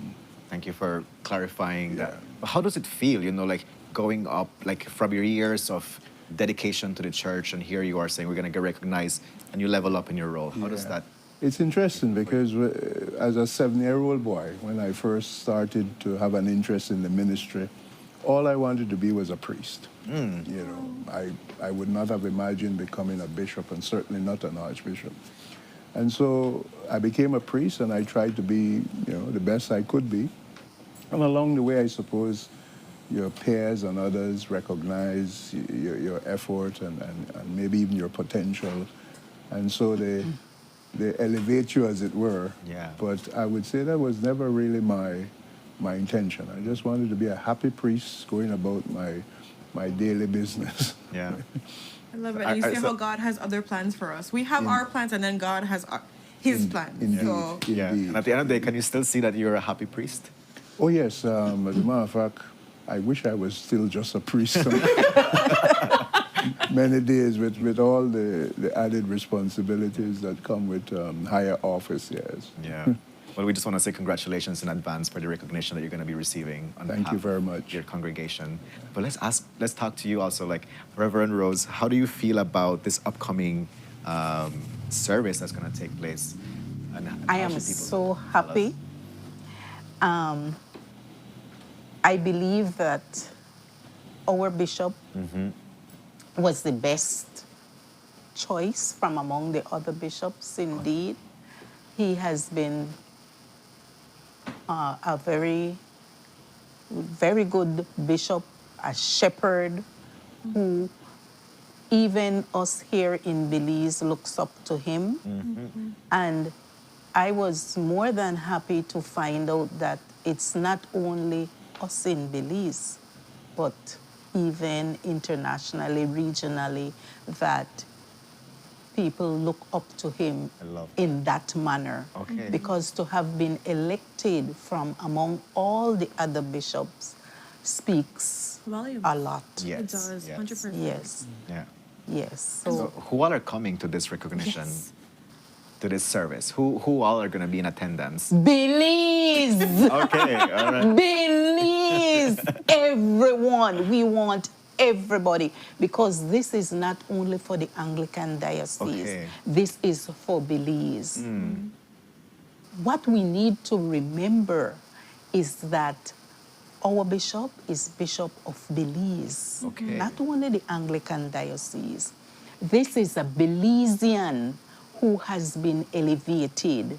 This is the first Belizean that has been elevated to that position. Wow. So we want, whether you are whatever denomination, whatever church you belong to, come and celebrate. We may never see this again in our lifetime. Because the last time a bishop from Belize, which was not a Belizean, held this position was 80 years ago. No way. Wow, okay. So come out, Belize, come out, bring everyone. This is a celebration. This is a national celebration. I like that. Thank you very A much. national celebration. So we are inviting everyone to come. 10 o'clock, April 26th, 10 o'clock. Get there before, Richard is because Sunday. Dr. Caye may want to tell us what will happen before. All right. So we have, well, first of all, I wanted to ensure that all our school families know that they're invited. We've invited Standard 4, 5, and 6 upper division from all our Anglican schools. Okay. Their teachers, their parents, where you are invited. Now we need for folks to be seated early because we have a pre-service show, sing-along. So for about an hour, we will have some students on stage performing and so on. And then we sit just before the service starts. Then we go through the service, and then afterwards we have a post-service concert. So we'd like for people to come early, sit and enjoy, and then following the service, we will have a concert because we want to fellowship, we want to celebrate. We want to give thanks, we want to be there. praise. Yes, and we have a number of choirs that will be there. So everybody of Christian faith, and even non-Christian faith, we will convert you. But it will be a time, we will be there, so many choirs. We'll be singing, we'll be praying, we'll be praising, we'll be giving thanks. So we all need to be there. Entire Christian community, non-Christian community. This is a moment for us. Spend some time. Presence of our Lord, praising, giving thanks. Sounds like a great celebration. It will Sure. be. Just to reiterate, admission is free. And sometimes I've met people and they know that events at the Civic Center, sometimes you have to... You have to pay something, yeah. It's free, and these folks, Dr. Cayetano in particular, will redo the feeding of the thousands because the food will be free. We have free food, free drinks, and just come and celebrate with us is really the message. And what time is it going to be again? Because I know you said 10, but then you said to come early. So explain to me what the early, so I understand. All right, so we would like for people to be seated an hour early. So so even the buses that are coming in, and the buses are free as well. If we Okay, get a minute to okay, thank all the people who are making sure that that happens. And we need for everybody to, we would like for everybody to be seated at by 9 o'clock. Remember, you will not be bored. We will have sing along, praise and worship. We will be in our element. So that's what we mean. We need for everybody to be there by 9 o'clock. There are also some protocols involving a state service. Okay. Because we will have, the people who go in by times and so on. So we need to be there by 9. General to be there, the Prime Minister, some of the dignitaries and so forth. So for those reasons as well, we encourage folks to get there early enough because, once the Governor General arrives, that's when the thing gets started. So if you can be there no later than 9:45, I mean, but 9 o'clock, you get to enjoy the pre-service sing-along the kids and their performances and everything. Yeah. That'd be amazing. I love that you're here inviting the people to come and celebrate with you. I love they pulled me out. But, please come to my party. Let's do this. And finally, I would say on that front, the lessons will be read in the dominant languages of Belize, Maya, Garifuna.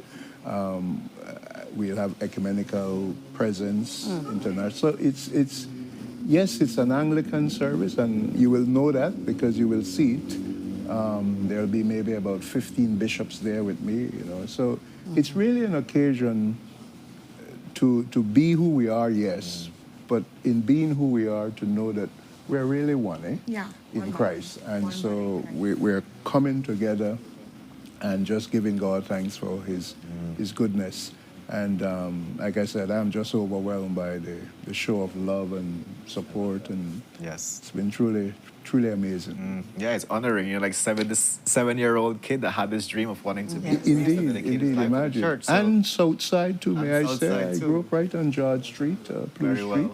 Very well. So shout out for Southside. Yes, of course. Don't let them know the love is there. Of course. So thank you so much for joining us today to extend an invitation for our viewers to join you in the recognition of you, Archbishop. Right. So definitely it's going to be a great event that we encourage people to join. And please know, Civic Center the 26th. you and your family are invited to Thank it you. if you can. Thank you for the get the invitation. time. And it's going to be this Sunday, at the Civic at the Civic Center. Center. Free of cost. Come in. We do want you to be seated by 9 o'clock 9 because they have a lot taking place before. But the latest you could be able to get there at 9:45 because 10 o'clock with the start on time. And we're going to be having a concert afterwards and everything. So come ready. There's going to be food. There's going to be drinks. All of that, which are free. Yes. So come out and bring the family. And if you want more information, is there a Facebook page or something? I think on the flyer there's a number that they can be able to. So I'll put the number in the chat for persons for if you want information. 626-1821. That's 626-1821 if you want to WhatsApp to get information about the bus and all these different things.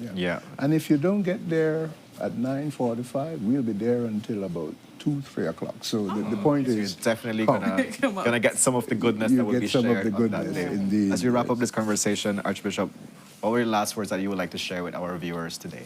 Well, it's hard to talk about yourself in a sense, but there is something historic about this. There is something national about this. And I think when you put those together, it's really about us as a people. And to encourage us to celebrate one another and to be able to give thanks together for not only the goodness of God, but the goodness of each other, And so I would just want to say to people, this is an occasion for us to do all of that.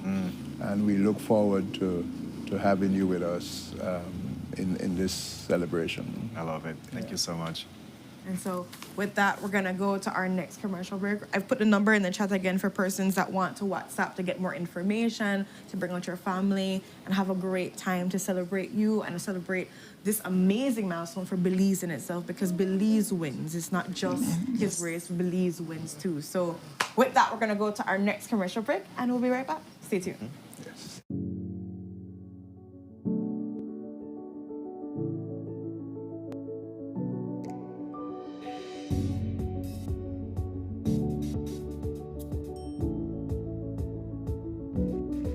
Belize, your voice is shaping our future. The Ministry of E-Governance is hosting National ID Project public consultations, and we're coming to you. Orange Walk, you're up first. Thursday, April 23rd at Central Park, 6 p.m. Come, learn, share, and help build a better ID system for all Belizeans. Then Belize City, it's your turn. Join us Friday, April 24th at the Biltmore Plaza at 5:30 p.m. Show up, speak up, because your voice matters in creating a smarter, more connected Belize.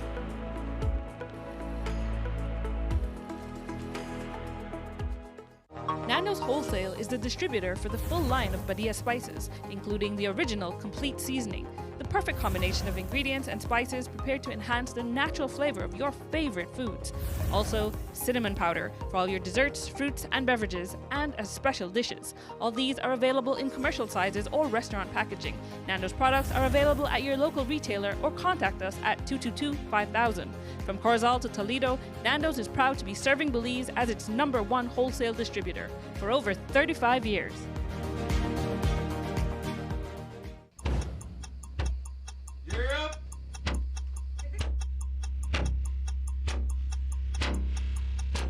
These charter remains aren't We're navigating along the coastline. This morning, the 2023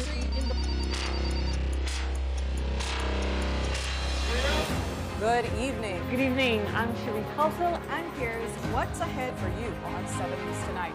We've got details of these and other stories in our newscast for tonight. Good evening. With your news, I'm Indra Crack. Belize, you're watching the Nation Station, Channel 7.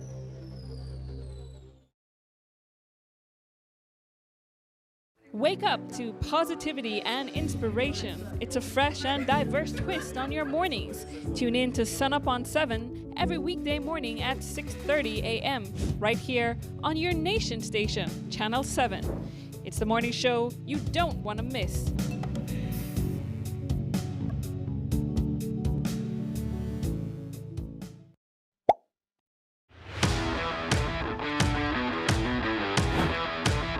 The Ministry of Infrastructure, Development and Housing advises the public that works have commenced to upgrade the George Price Highway between Belize City and Hatteville. A contract was signed for the civil works to reconstruct the segment of the highway, and the project is now underway. The project is expected to be executed over the course of the next 3 years. The works include the widening of the roadway, construction of reinforced concrete drainage, scarification and improvement of the pavement and running surface, raising the road in flood-prone areas, application of hot mix asphalt pavement, construction of major and minor intersections, construction of bridges at Burdon Canal and Hector Creek, and the provisions of road safety furniture to modernize road infrastructure and improve user safety. Works have commenced between miles 9 and 10. Every effort will be made to execute the works in a manner that minimizes inconvenience for road users. The ministry anticipates this to be a dynamic effort. Therefore, road users should expect travel delays within active construction zones. Motorists are advised to drive safely. Do not speed. Do not drive under the influence of alcohol or drugs. Do not drive recklessly. Please be courteous, respect other road users, adhere to the directions of traffic safety personnel, and drive with due care and attention.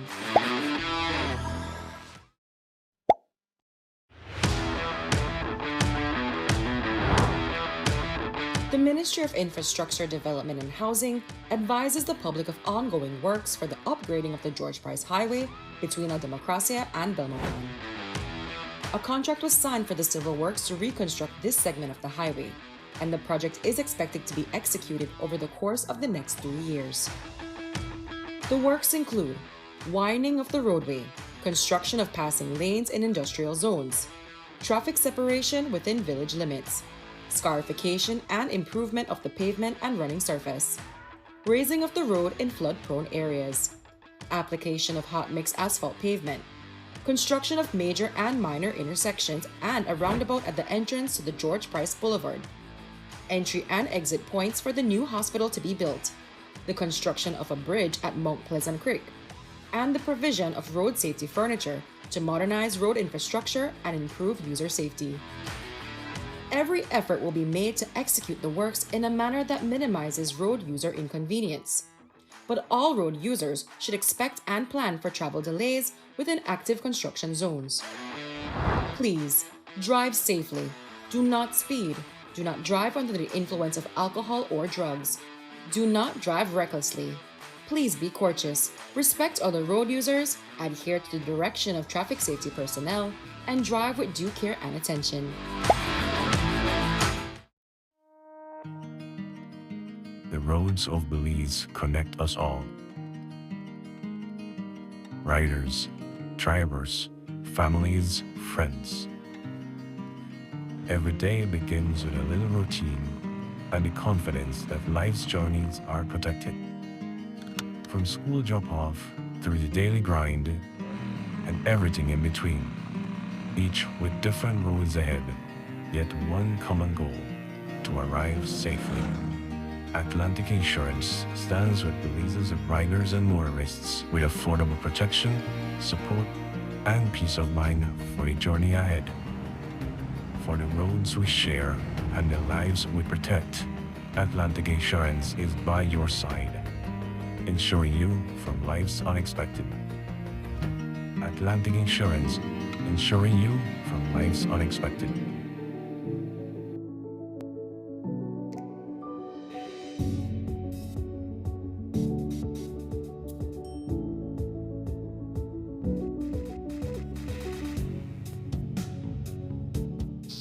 Good morning, everyone. Welcome back to your Monday episode. We have one last exciting conversation to go with you, and this is because Cellular World is here to talk about their upcoming promotions. So it's no stranger on our couch, Fernando Santos, Marketing Officer of Cellular World, talking to us about these incredible deals that you have. Fernando, good morning. Good morning, guys. Thank you so much for having us once again. We're very happy to bring a lot of products and more exciting news for all of our customers. Which one do we get started with? This year, we're making sure that every month we're bringing new products that make every single aspect of your life easier and more exciting. So I decided to bring here today some of our newest arrivals to the store. So we have here a very flashy one, our CTE Nubia Neo 3, which is just one of the many CTE phones that we're bringing to Cellular World, as we're going to be giving you more details later this year. But we have now a wide range of CTE phones, which are great value. They come with excellent specs and an amazing price. For example, this is a gaming phone, which gives you great performance. It gives you the whole experience of a high-end gaming phone. And for the specs that this one has 8 gigabytes of RAM, 256 gigabytes of storage, and it's expandable. You would have to pay $1,200, $1,800, and actually for this one, you don't even have to pay that much. This one comes around $549. Wow! Oh my gosh! So it's an actually very good deal. And if you can show the phone right there. Yes, please, because it's beautiful. Sleek. It's very modern. It's so nice. It's pretty cool. It's really pretty at the back. It's giving me Transformers vibes. Yeah, it does give Transformers. It actually has a backlight, so you can program it when you're gaming. It's gonna show the pattern that you want with your favorite color. So it's an excellent gaming phone that we have at all of our Cellular World stores now for under $600. That's amazing. That's a really good deal. Just the box itself sells me because it's so pretty. Yes, and it's not the only thing. As I told you, this month we have a lot of new and exciting deals. For example, for people who really need a rugged phone but don't want to sacrifice on style, we have our Galaxy X Cover 7, which is our rugged version of a Samsung phone. It comes with 128 gigabytes of storage, and it's still expandable, which is something that you don't find on every phone nowadays. It's water resistant, dust tight, and you can change the batteries. So if your battery is dead, you don't need to wait until it charges. You can just switch it up and put a new battery completely charged. That's a new feature on these smartphones, because most smartphones you can even change the battery. Exactly, that's something that was a good feature from the past that phones haven't done it in a while. But the Galaxy X Cover 7 does it and gives you the option to still be on the job and not having to stop for anything, because this is the emphasis for the X Cover. It's supposed to be versatile and ready for work. So if you're somebody who spends a lot of time exposed to dust, exposed to water, the phone screens usually start to glitch a little bit. But this one is able to detect your movement precisely, even if you're wearing gloves, if there's dust on the phone, if there's water, it's gonna keep up with you. I'm sure there's somebody that will be able to connect with this Galaxy X Cover 7. That's right. And What would you like to highlight from this Galaxy A57? The A57 is the newest from the A series. It's the top of the line. Okay. So this is gonna give you a premium look with the renewed camera setting. It has now a better camera sensor, so it's better to receive more light at night. So it has an actual processing system that is called nightography for better pictures and better videos at night. It comes with the aluminum frame, so it's a premium material, and Gorilla Glass Victus, I think 2 on the front and the back. So it's super resistant, sleeker than ever, and with a lot of style. This is the top of the Samsung A series. Okay. And I see a tablet there too. yes, we have the tablet here, which is the newest from the A series. This is a Galaxy A11 Plus. So it gives you an 11-inch screen.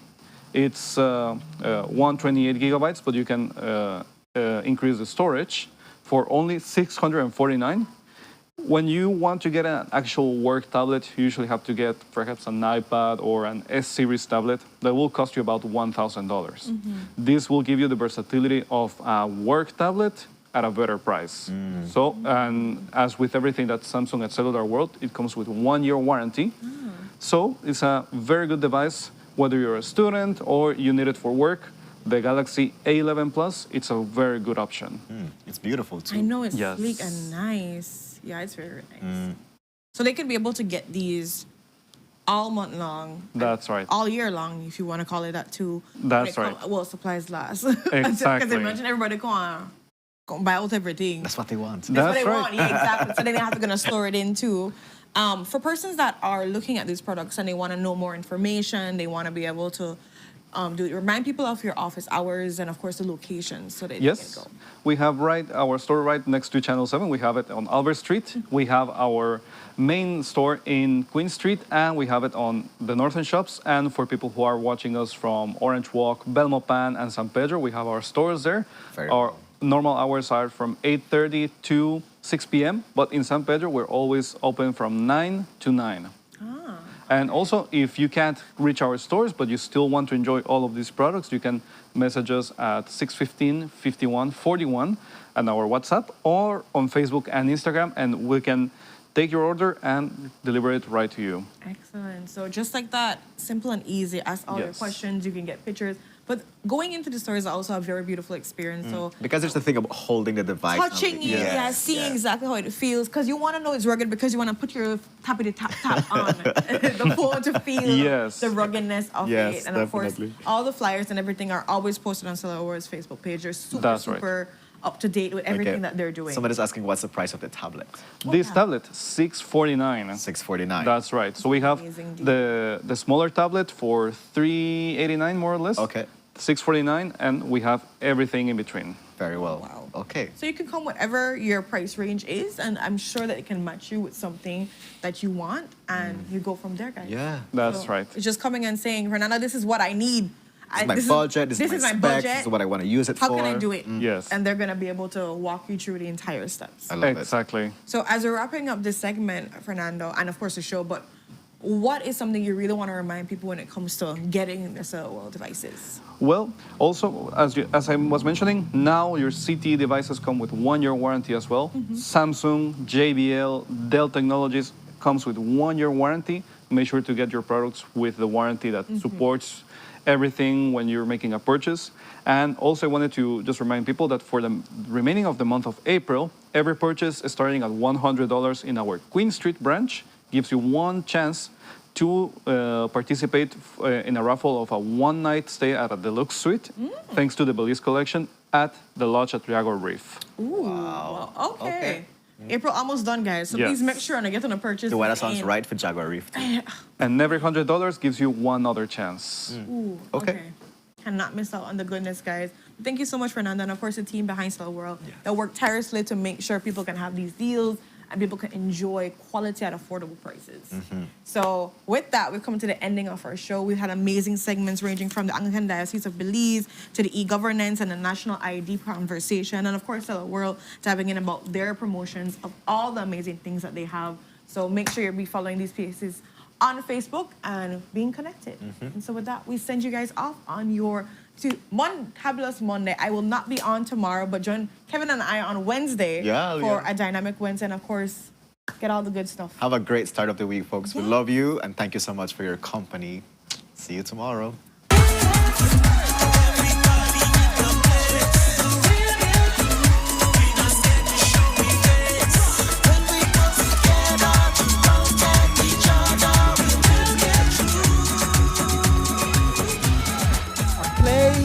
Call your home, a place where you can grow. Stand by me and we'll take flight. We'll be there at morning's light.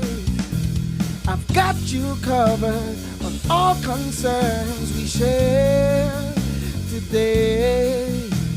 You will discover how the world turns each day. When the sun comes up